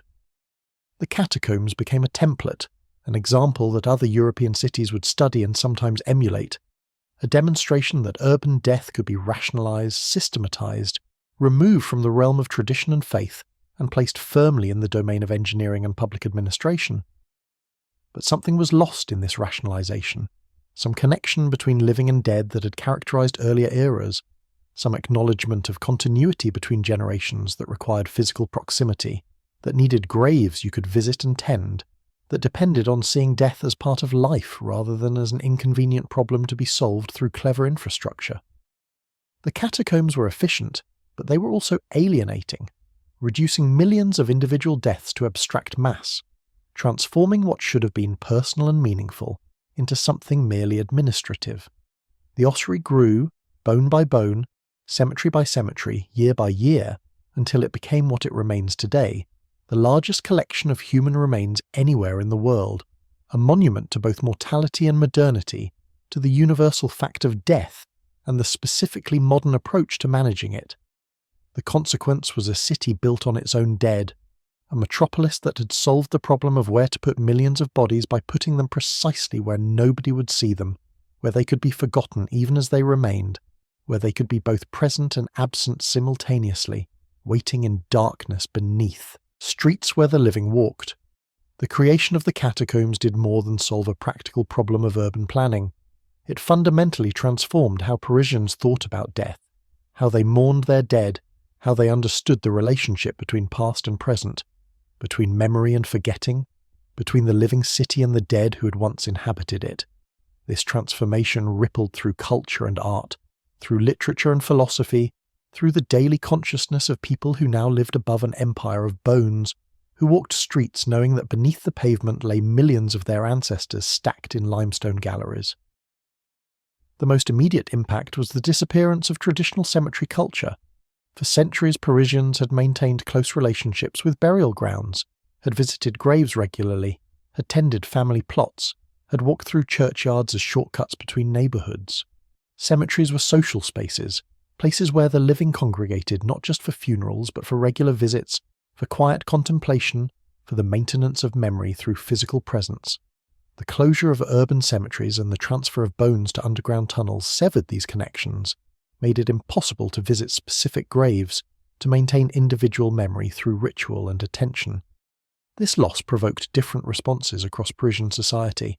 Some families felt the absence keenly, mourned not just their dead but the relationship they had maintained with those dead through cemetery visits, through the tangible connection of standing above the ground where ancestors rested. They experienced the catacombs as theft, as the city taking something precious and irreplaceable, reducing personal loss to anonymous mass. Others adapted more easily, found new ways to honour memory that did not depend on physical location, that accepted the practical necessity of what had been done even as they acknowledged its emotional cost. Artists and writers found in the catacombs a powerful symbol, a physical manifestation of mortality that exceeded anything traditional cemeteries could provide. The sheer scale of 6 million dead stacked in darkness beneath the city, the geometric arrangement of bones in patterns that were simultaneously horrifying and beautiful, the juxtaposition of life continuing above while death accumulated below. All of this provided rich material for creative exploration, for meditation on human transience, for confrontation with the inevitability that awaits everyone regardless of status or achievement. The Romantic movement, which flourished in early 19th century France, embraced the catacombs as the perfect expression of their aesthetic, the marriage of beauty and decay, the sublime terror of confronting mortality in such concentrated form. Poets wrote verses about descending into darkness, about standing among millions of dead, about the humbling recognition that all human ambition ends in anonymous bone. Painters created canvases showing lamplit galleries stretching into shadow, walls of skulls watching with empty eyes, the overwhelming presence of death made visible and immediate. Victor Hugo visited the catacombs and incorporated his experience into his writing, using underground Paris as setting and metaphor, as physical space and philosophical concept. Other writers followed, drawn by the strange magnetism of a place that concentrated so much death in such a small area that made abstract mortality concrete and unavoidable. The catacombs appeared in novels and plays, in Gothic fiction and philosophical treatises, becoming one of the defining images of Paris alongside the Seine and Notre Dame, a reminder that the City of Light was built on darkness, that beauty and death were inseparable. The impact extended beyond art into how ordinary Parisians understood their city and their place in it.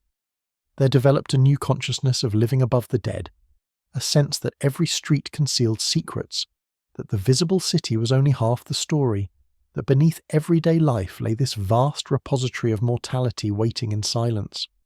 This awareness changed how people thought about urban space, made them more conscious of depth and layering, of the ways that cities accumulate history vertically as well as horizontally, building new on top of old without erasing what came before. Some embraced this consciousness as enriching, as adding dimension to their experience of Paris, connecting them to centuries of history, to the countless individuals who had walked the same streets, who had built the same buildings, who had lived and died creating the city that now existed. Others found it disturbing, preferred not to think about what lay below, avoided the catacombs and any discussion of them, maintained a willful ignorance that allowed them to live without constant confrontation with mortality. The Church struggled to adapt to this new arrangement, to maintain religious authority over death, when bodies no longer rested in consecrated cemeteries, when graves could not be visited or tended, when the physical connection between living and dead had been so radically altered. Priests continued to perform funerals, continued to bless the dying and comfort the bereaved, but the old certainties about burial and resurrection, about the importance of resting in blessed ground, had been complicated by the creation of underground ossuary that existed in theological grey area, blessed but unconventional, sacred but disturbing. New cemeteries were eventually established outside Paris, places like Père Lachaise that opened in 1804, providing alternatives for those who could afford private burial, who wanted traditional graves that could be visited and maintained.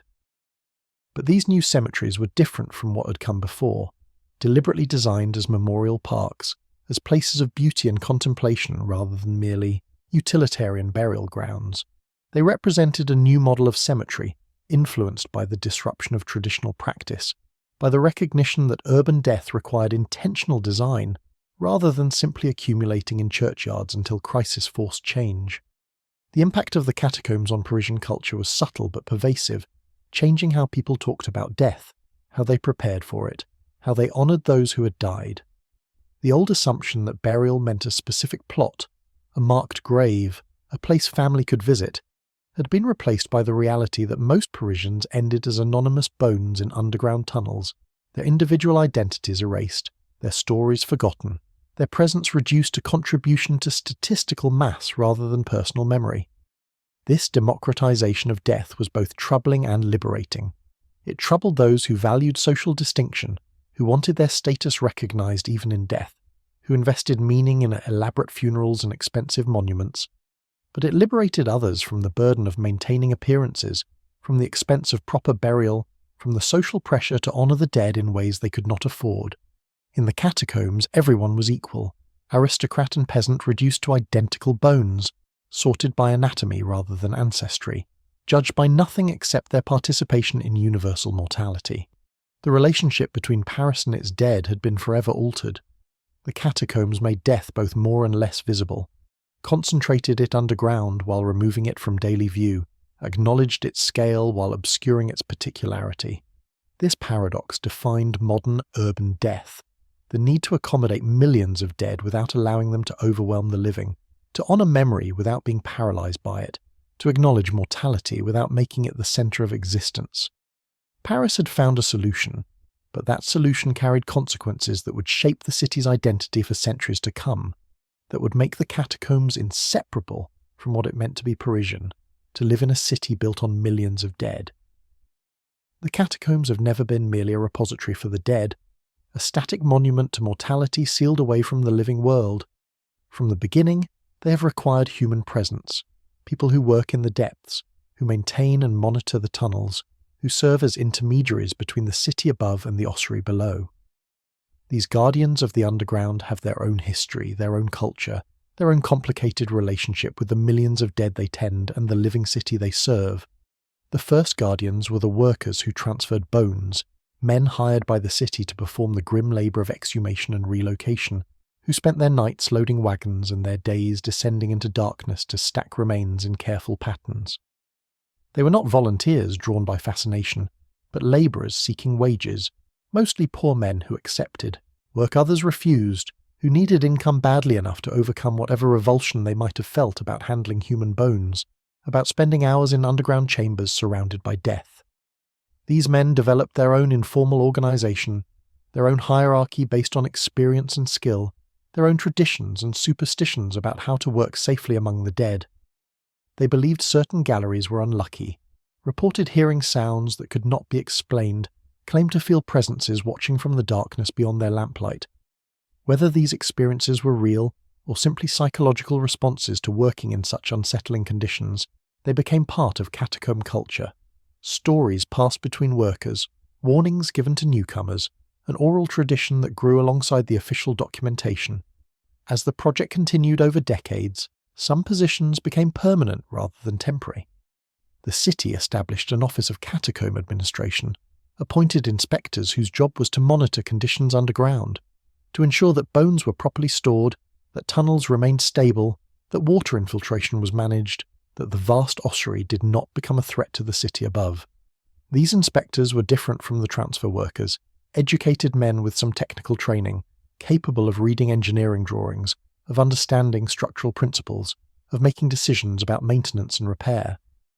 The most famous of these early guardians was Ricard de Thury, who served as Inspector General of the Quarries in the early 1800s, who transformed the catacombs from utilitarian storage into something approaching intentional design. He recognised that the ossuary had become significant, that it drew attention from scholars and artists, that it deserved more careful curation than it had received during the chaotic years of revolutionary transfer. Under his direction, workers began arranging bones in decorative patterns, creating walls where femurs alternated with skulls in geometric arrangements, where crosses and hearts appeared in bone, where the horror of mass death was aestheticised into something almost beautiful. De Thury also commissioned the plaques that still mark various sections of the catacombs, Latin inscriptions carved into limestone, quotations from classical authors meditating on mortality and the vanity of human ambition. These plaques transformed the tunnels into a kind of philosophical journey, a descent into death that offered wisdom alongside horror, that encouraged contemplation rather than mere spectacle. The inscriptions were carefully chosen, drawn from Horace and Seneca, from biblical Ecclesiastes, from poets who had wrestled with mortality and found language adequate to its enormity.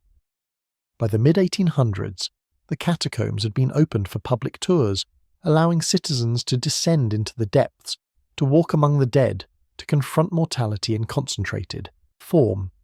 These tours required guides, men who knew the tunnels well enough to lead visitors safely, who could explain what they were seeing, who could answer questions about the bones and the history that had created them. The guides developed their own performances, theatrical presentations that emphasized the Gothic atmosphere, that played up the horror while providing just enough historical context to satisfy curiosity. But alongside the official guardians, another group was emerging, people drawn to the catacombs not by employment, but by fascination, by the allure of exploring forbidden spaces, by the thrill of descending illegally into tunnels that extended far beyond the public tour routes. These explorers, later known as Cataphiles, represented a different relationship with the underground, one based on adventure rather than duty, on transgression rather than maintenance, on claiming the catacombs as playground rather than memorial. The Cataphiles began appearing in the late 1800s, though the exact origin is unclear, lost in the nature of illegal activity that leaves no official record. They were usually young men, students or artists, drawn by the romance of secret places, by the challenge of navigating unmapped tunnels, by the bragging rights that came with having explored deeper and farther than others. They entered through unauthorized access points, through manhole covers and forgotten staircases, through connections between basements and quarries that should have been sealed but remained accessible to those who knew where to look. Over time, the Cataphil community developed its own culture, its own ethics and practices, its own way of relating to the space they explored. They mapped tunnels that official records had forgotten, discovered chambers that inspectors did not know existed, created gathering places and galleries far from any authorized route.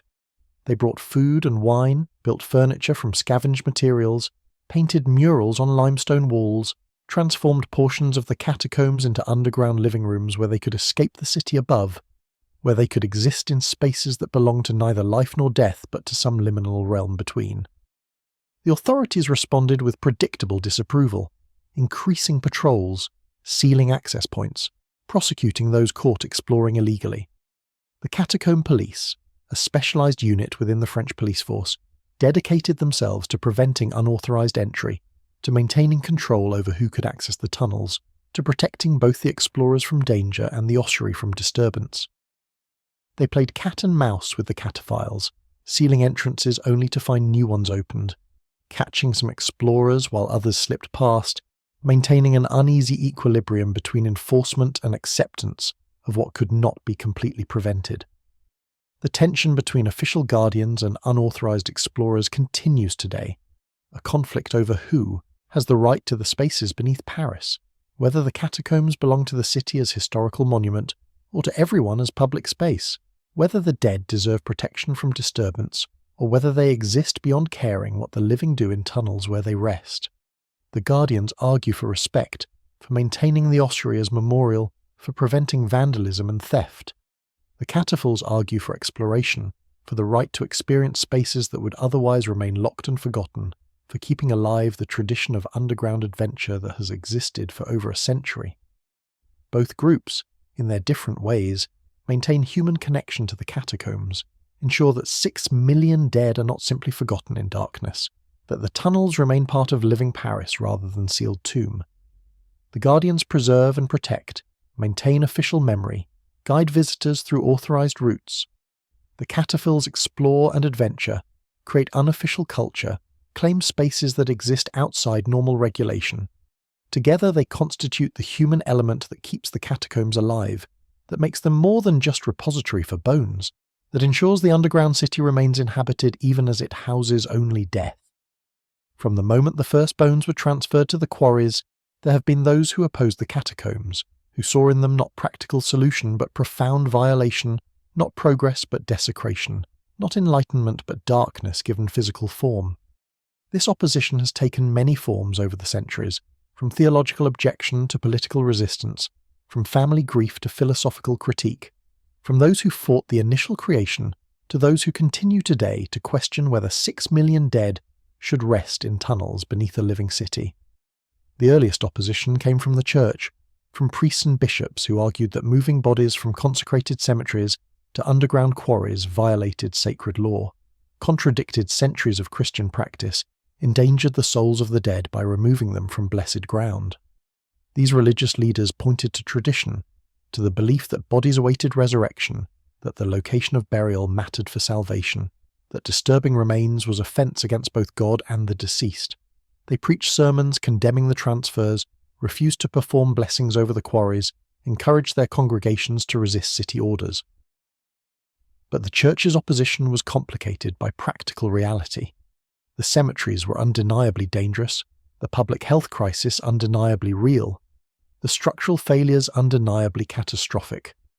Priests who lived near Les Innocents, who breathed the same contaminated air as their parishioners, who witnessed the suffering caused by overcrowded burial grounds, found themselves torn between theological principle and pastoral responsibility, between defending sacred tradition and protecting living people. Some maintained absolute opposition, others reluctantly accepted compromise, the consecration of quarries that transformed profane into sacred, even as it acknowledged that traditional burial was no longer possible. Families provided another source of opposition, particularly those who had ancestors buried in specific locations, who had maintained graves over generations, who felt the transfer as personal loss rather than public necessity.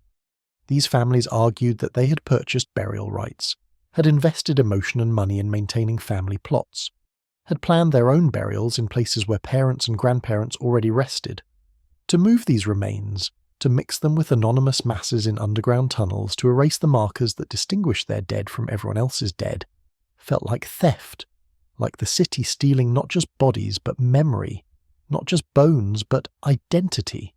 Some families fought through legal channels, filing complaints, seeking injunctions, demanding compensation for the loss of burial rights they had purchased. Others resorted to more direct resistance, attempting to prevent exhumations, standing guard over graves threatened with transfer, creating scenes at cemeteries where workers arrived to begin excavation. These confrontations sometimes turned tense, workers confronted by angry relatives, police called to restore order, the emotional trauma of death compounded by conflict over what should happen to remains.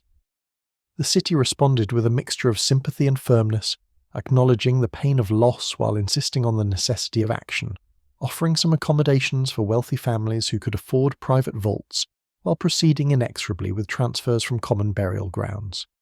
The practical result was a system that privileged those with resources, that allowed the rich to maintain some control over their dead, while the poor had no choice but to accept anonymous transfer to the catacombs. This inequality provoked its own opposition. Critics who argued that death should not be subject to the same class distinctions that characterized life, that the solution to cemetery crisis should apply equally regardless of wealth.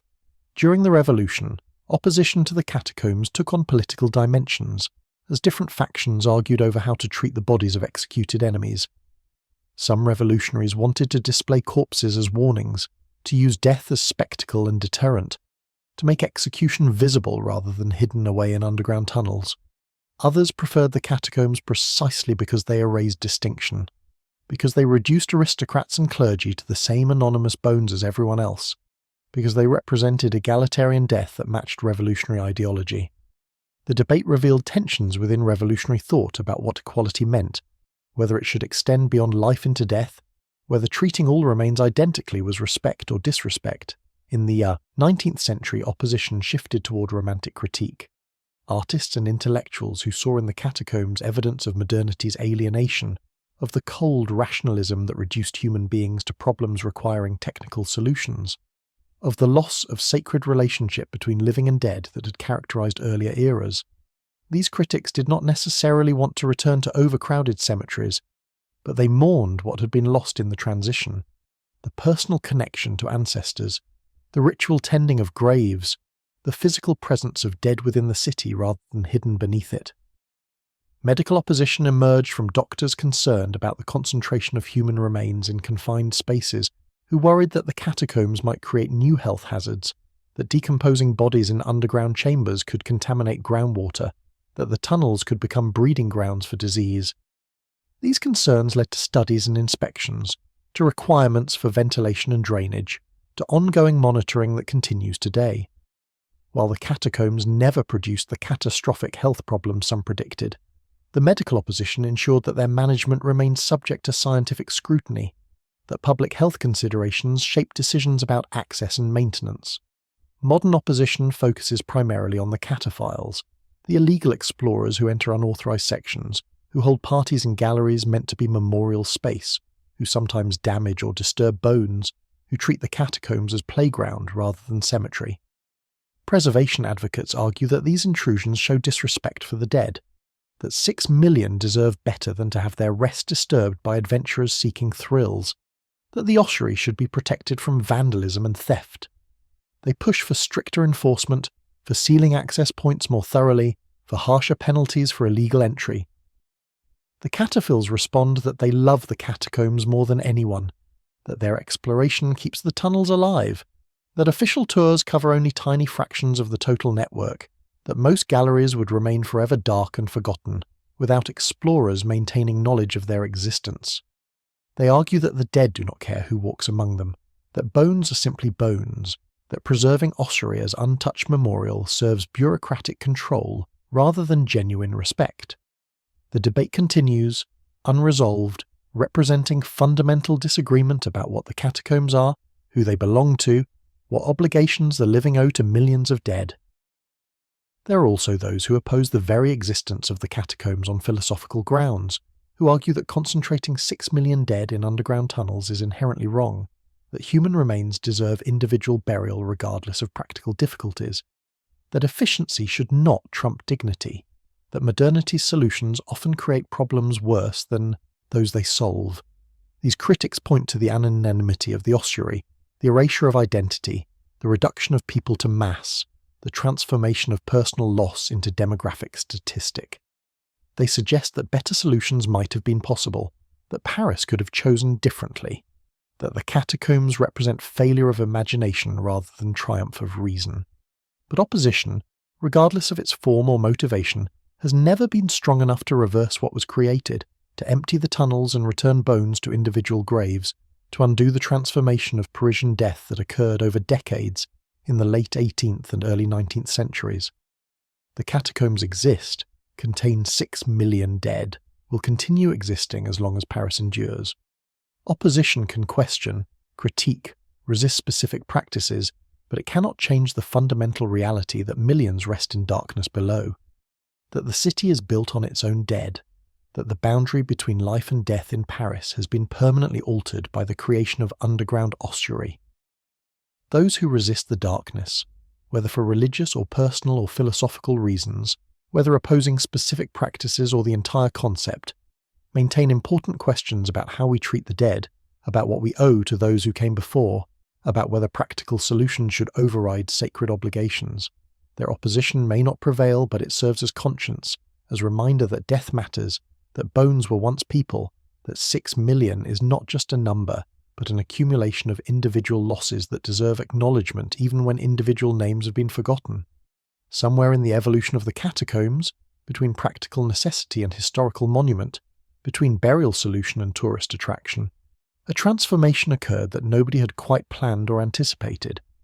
The bones stopped being merely stored and started being arranged, organised not just for efficiency, but for aesthetic effect, transformed from grim necessity into something that approached art, that made death not just tolerable, but strangely beautiful, that created from horror something that could inspire awe rather than merely revulsion. The awakening began with Héricard de Thury, the Inspector General, who recognised that the ossuary had become significant beyond its utilitarian purpose, that visitors were coming not just to confront mortality, but to experience something transcendent, something that spoke to deeper human needs than simple curiosity about death. Under his direction in the early 1800s, workers began treating bone arrangement as craft, as skill that required judgment and aesthetic sense, as opportunity to create meaning from what had been merely functional. The first deliberate artistic arrangements were simple, walls where femurs and tibias were stacked in alternating patterns, where the long bones created horizontal lines interrupted at regular intervals by rows of skulls creating rhythm and variation, transforming what could have been chaotic pile into ordered design.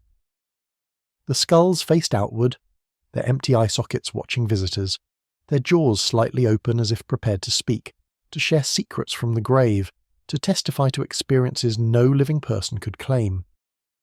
But simple patterns evolved into more complex designs, into barrel-vaulted ceilings constructed entirely from bones, arches that spanned galleries and supported weight, that demonstrated both engineering skill and artistic vision. These vaulted sections required careful planning, bones selected for size and shape, arranged to create curves that distributed weight properly while maintaining visual coherence. The result was something unprecedented: architecture made from human remains, structure that was simultaneously functional and deeply symbolic, that acknowledged death while transcending it through form. Workers created hearts from bones, large decorative elements embedded in walls, skulls arranged in heart shapes surrounded by crossed tibias, memento mori rendered in actual mortality, symbols of love and loss constructed from the physical evidence of ended lives. These hearts were not macabre in the way they might seem described in words. They were moving, touching, evidence that those who arranged the bones understood what they were working with, who these bones had been, what they represented beyond mere material. Crosses appeared throughout the catacombs, Christian symbols rendered in femurs and skulls, reminders that these were not just bones but the remains of baptized Catholics who had died believing in resurrection, who had lived in faith and now rested in hope. The crosses served multiple purposes, marking the ossuary as sacred space, acknowledging the religious identity of the dead, providing comfort to visitors who needed to know that death had not erased spiritual meaning, that faith persisted even in darkness, even among millions of anonymous dead.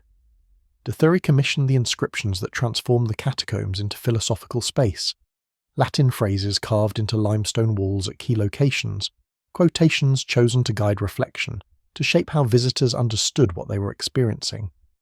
At the entrance to the ossuary proper, where public tours transition from empty tunnels to galleries filled with bones, a plaque bears the warning, "Stop, this is the Empire of Death," a phrase that has become iconic, that appears in countless photographs, that captures in 6 words the threshold being crossed, the movement from life's concerns to death's dominion.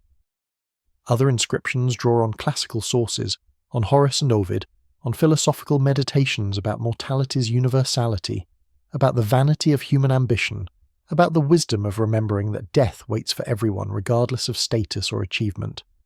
These quotations were not chosen randomly but carefully selected to create narrative, to guide visitors through emotional and intellectual journey, to transform descent into the catacombs into something like pilgrimage, movement through stages of understanding toward final acceptance.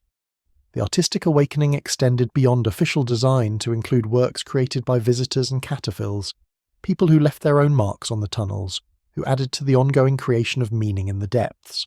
Some scratched names into walls, simple graffiti declaring presence, claiming participation in the underground world.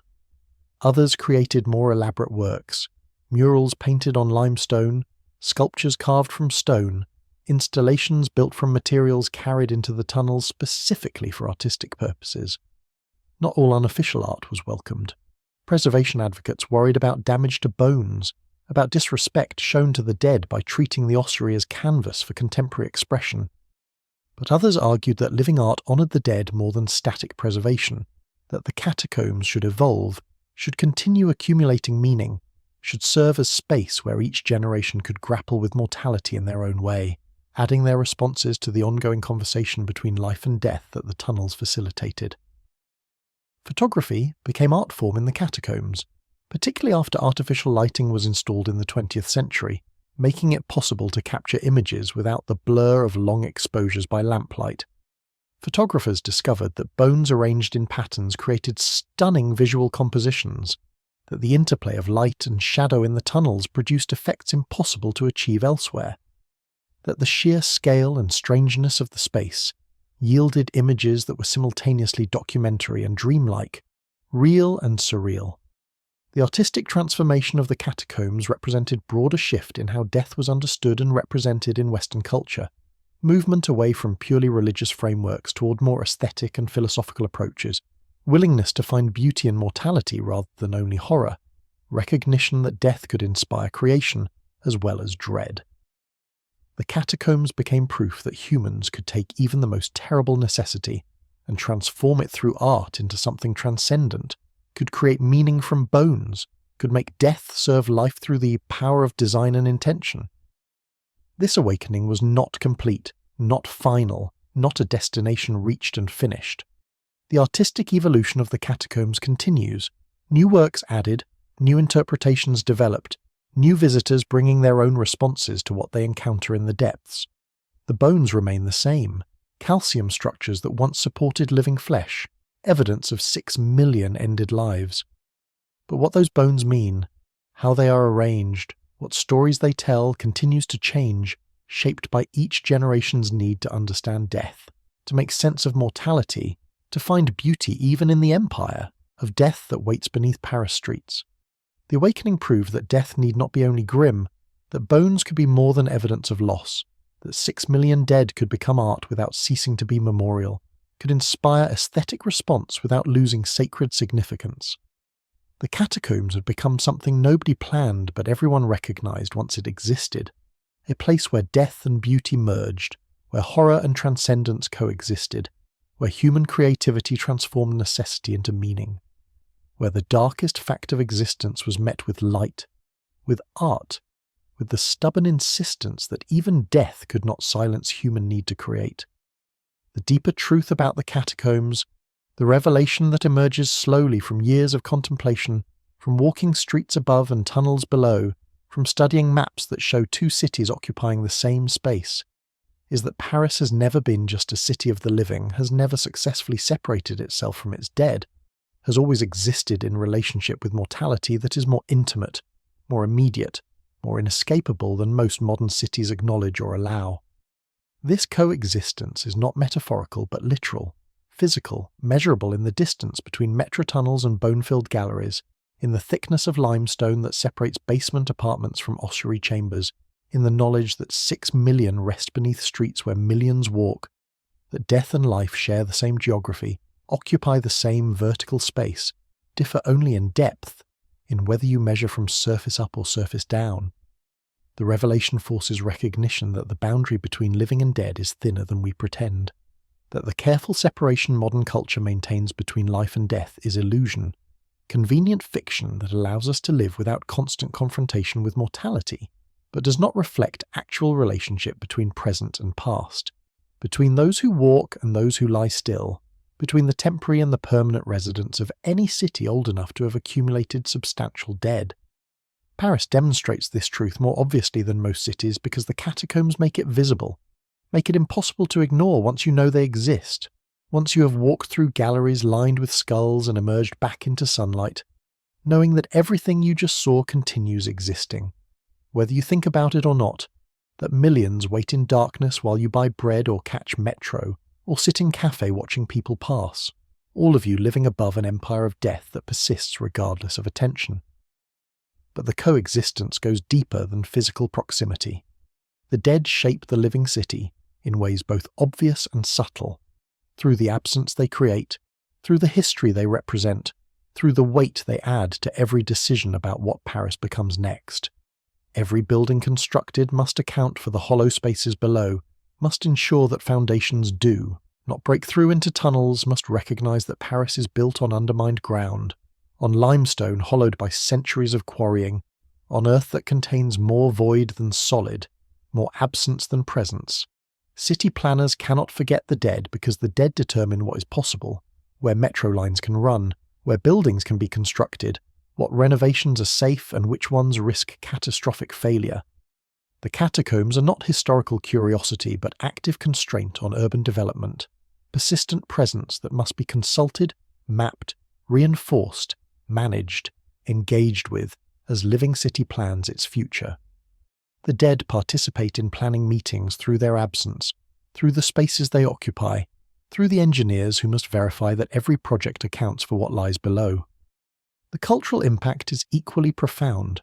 Parisians grow up knowing that their city contains 6 million dead, that the bones of medieval merchants and revolutionary soldiers wait beneath streets where they ride bicycles and catch buses. That history is not distant past but immediate presence, that the people who built Paris are still here, transformed but not gone, participating in city life through their perpetual residence in its depths. This knowledge shapes identity, creates particular relationship with past that other cities lack, makes history personal and present rather than abstract and remote. Visitors to Paris feel this too, the weight of accumulated history, the sense that the city is layered, that every visible surface conceals other surfaces, other times, other lives now ended but still somehow present. The catacombs focus this feeling, make it explicit, transform vague sense that Paris is old into concrete confrontation with exactly what old means, with the bodies it required to build this city, with the mortality that underlies every achievement, with the price paid in human lives for the beauty and culture that draws millions to visit each year. The revelation extends to understanding what cities are, what they represent, how they function not just as containers for living people, but as accumulations of all the people who ever lived there, as physical records of human presence extending back through centuries, as monuments built not just to current residents, but to everyone who contributed, everyone who died here, everyone whose labour and life made possible what exists today. Paris is not just the people currently living in it, but also the 6 million currently dead beneath it, all of them together constituting the city, making it what it is, shaping its character through their combined presence and absence. This realization challenges modern tendency to think of cities as belonging only to the living, as spaces that should serve current needs without excessive regard for past or future, as resources to be optimized for present use.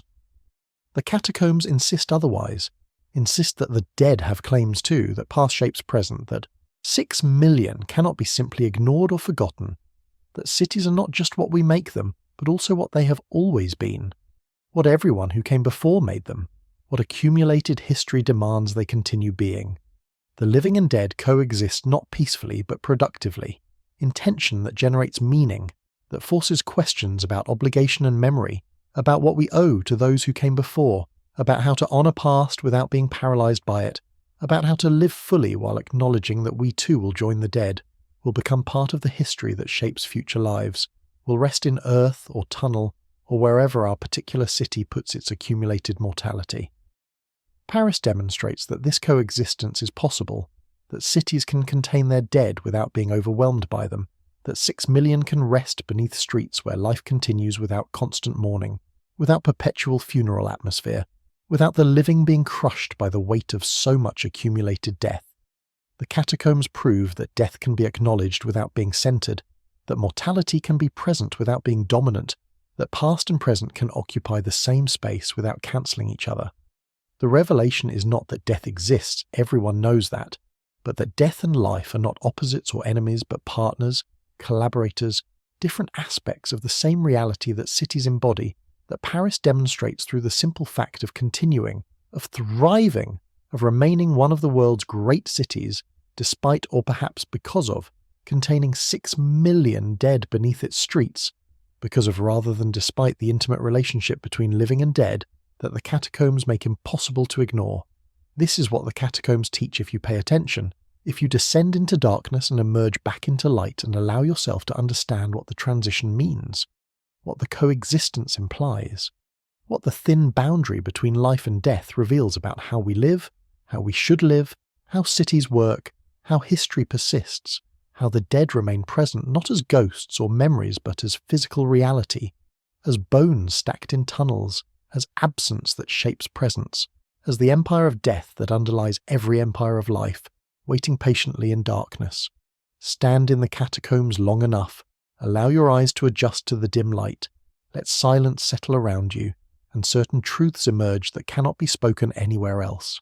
Lessons that 6 million dead whisper without words, without sound, through nothing more than their presence, their arrangement, their patient waiting in darkness beneath a city that continues living, continues growing, continues pretending that death is something distant, something manageable, something that happens elsewhere to other people.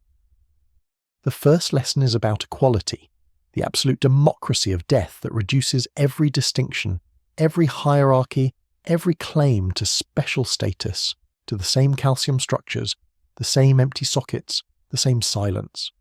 In the catacombs, nobles rest beside peasants, scholars beside illiterates, saints beside sinners, all of them equal now in ways they never were in life, all of them sharing the same fate regardless of what made them different when they breathed.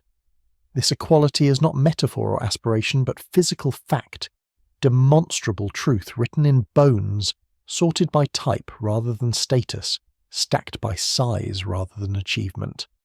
This revelation troubles those who invest meaning in hierarchy, who believe that rank matters, that distinction should persist beyond death, that social position earned in life deserves recognition in whatever comes after. But the catacombs refuse these distinctions, insist on fundamental equality that predates human culture, that exists at the level of biology and chemistry, that acknowledges we are all, regardless of pretension, organic matter subject to decay, temporary arrangements of elements that will be reclaimed by Earth when consciousness ceases. The second lesson concerns memory and forgetting, the uncomfortable truth that most lives leave no lasting trace, that most people are forgotten within a generation or two, that fame is temporary and obscurity permanent, that the vast majority of human beings who have ever lived are now unknown, their stories lost, their names erased, their existence reduced to bones that might rest in catacombs or graves, or nowhere identifiable, indistinguishable from millions of others who shared the same fate. This is difficult knowledge, resistant to the human need to believe that we matter, that our lives have significance, that we will be remembered. But the catacombs do not tell us we are meaningless. Only that meaning is different from memory, that lives can matter intensely to those who live them, and those who love them while still disappearing into historical anonymity. That significance does not require permanence, that forgotten does not mean unimportant. The 6 million beneath Paris lived real lives, experienced real joy and suffering, made real contributions to the city that exists because they existed, even though we cannot name them, cannot tell their stories, cannot distinguish their bones from thousands of others stacked in the same gallery. The third lesson addresses our relationship with time, how we understand past and present, how we position ourselves within historical flow that predates us and will continue after we are gone. The catacombs collapse time, make centuries contemporaneous, place medieval bones beside revolutionary bones beside modern visitors in single shared space where past and present coexist without clear boundary. This temporal mixing forces recognition that history is not distant or abstract, but immediate and present, that the past shapes now in ways both obvious and invisible, that we are surrounded always by the accumulated results of choices made by people now dead, living in worlds built by labour we did not perform, benefiting from or suffering under systems we did not create. This recognition carries obligation, debt to those who came before, responsibility to acknowledge that what we have was not simply given but constructed through effort and sacrifice, through lives spent building cities and culture and knowledge that we inherit without earning, without deserving, without necessarily understanding the cost paid to create what we assume is natural, normal, simply how things are.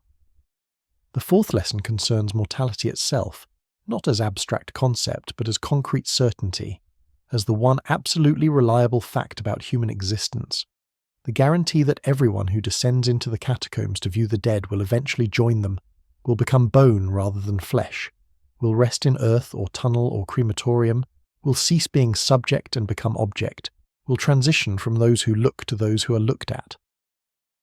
This knowledge is uncomfortable, deliberately avoided in cultures that treat death as failure or tragedy, rather than natural conclusion, that invest enormous resources in denying or postponing what cannot ultimately be prevented.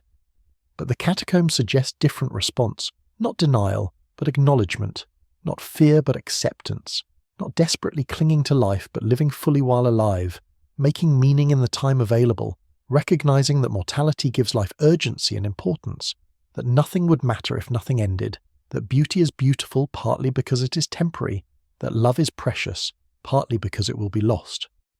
The skulls that watch from catacomb walls do not judge, do not condemn, simply remind that they were once you, and you will become them. That the distance between living and dead is measured in years, not kind, that the boundary is permeable in only one direction. The fifth lesson addresses scale, what it means to confront 6 million anything, let alone 6 million dead humans, how the mind struggles to comprehend numbers that exceed capacity for emotional engagement, that transform individuals into mass, that make personal loss into demographic statistic. We cannot mourn 6 million, cannot feel appropriate grief for that scale of death, can only acknowledge it intellectually while remaining emotionally numb, overwhelmed by magnitude that defeats empathy. But this numbness itself teaches something, reveals the limitation of individual consciousness when confronted with collective reality, shows that we are built for small-scale meaning, for personal relationships and local concerns, not for understanding systems that involve millions, not for feeling appropriate response to losses too large to process. This limitation explains much about modern world, about why we can know of distant suffering without feeling it, about why statistics about poverty or war or disease fail to motivate action, about why the death of one person affects us more than reports of thousands dying elsewhere. The catacombs make this limitation visible, make it impossible to ignore that 6 million is beyond our capacity to fully comprehend, that we can walk among the dead and intellectually understand what we are seeing, while emotionally experiencing only fraction of appropriate response. This gap between knowing and feeling is not failure, but fact about human consciousness, limitation. We must acknowledge, if we're to understand how we work, what we're capable of feeling, why large-scale tragedies often generate less response than small personal losses.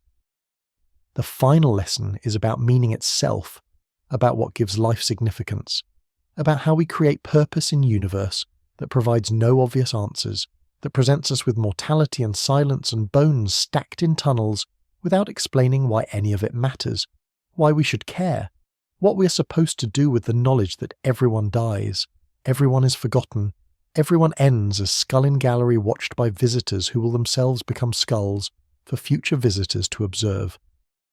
The catacombs do not answer these questions, but they ask them with particular force, with urgency created by surrounding yourself with 6 million reminders that time is limited, that death is certain, that whatever meaning life has must be created by living people, since the dead offer no guidance, no reassurance, no wisdom beyond their silent presence. What you make of this silence, what meaning you construct from mortality, what response you develop to the fact of your own future death, these are choices only you can make, questions only you can answer, meaning only you can create. This is perhaps the deepest teaching, that meaning is not discovered but constructed, not received but created, not given by universe or God or history, but made by each person through choices about how to live, what to value, what to pursue in the limited time available. The catacombs witness these choices without judging them, hold space for 6 million different answers to the question of how to live, preserve the evidence that humans have always faced mortality and always responded by living anyway, by creating meaning despite knowing it will end. The catacombs remain. That is perhaps the most important thing to understand as we surface from the depths, as we climb stone stairs back toward daylight, as we emerge into streets where life continues with the same urgency it has always carried, where people rush past unaware of what lies beneath their feet, where Paris glitters and thrives and pretends that 6 million are not sleeping in darkness just below the threshold of consciousness, just beyond the boundary of immediate concern.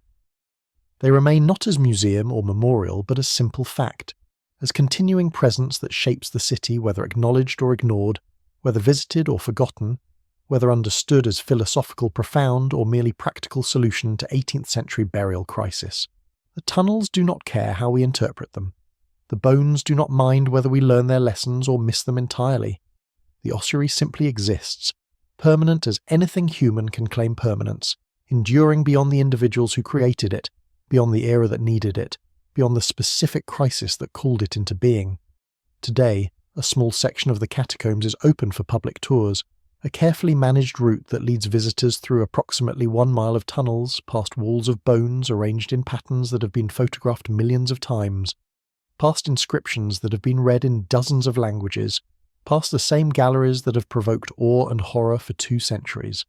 The official tour is safe, well lit, appropriately solemn, designed to provide meaningful encounter with mortality, while minimizing risk, while controlling access, while ensuring that tourism does not damage what it seeks to experience.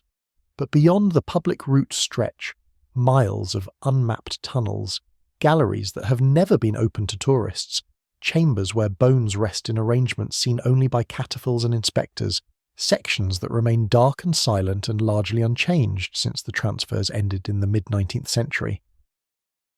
These hidden portions outnumber the visible ones by vast margin, contain more bones than most visitors will ever see, preserve mysteries that will likely never be solved because the records are incomplete, and the dead cannot testify to their own identities. The city maintains the catacombs through a small, dedicated staff, inspectors who monitor structural integrity, who watch for water infiltration, who seal illegal access points, who preserve what can be preserved and document what cannot, who serve as guardians of an ossuary that will likely outlast their own lives, that will require maintenance for centuries to come, that has become permanent responsibility of Paris, whether convenient or not. These workers rarely achieve fame, rarely receive recognition, perform essential labour that most Parisians never think about, ensuring that 6 million remain safely below ground, that tunnels do not collapse, that the dead rest undisturbed except by those granted legitimate access. The Cataphiles continue their explorations, generation after generation drawn to the darkness, to the forbidden spaces, to the romance of descent into Empire of Death, to the thrill of navigating tunnels that official maps do not show, of discovering chambers that inspectors have forgotten, of participating in underground culture that exists parallel to official Paris, that claims the depths as territory beyond normal regulation, as space where different rules apply, where the living and dead coexist in ways not permitted above ground. The tension between preservation and access, between protecting the dead and allowing the living to encounter them, between maintaining control and accepting that some things cannot be controlled, remains. Unresolved, continues generating conflict, forces Paris to repeatedly reconsider what the catacombs are for, who they belong to, what obligations exist towards 6 million dead who never asked to be tourist attraction, who never consented to having their bones photographed and posted on social media, who rest in tunnels not because they chose this fate, but because Paris needed somewhere to put them when traditional burial failed.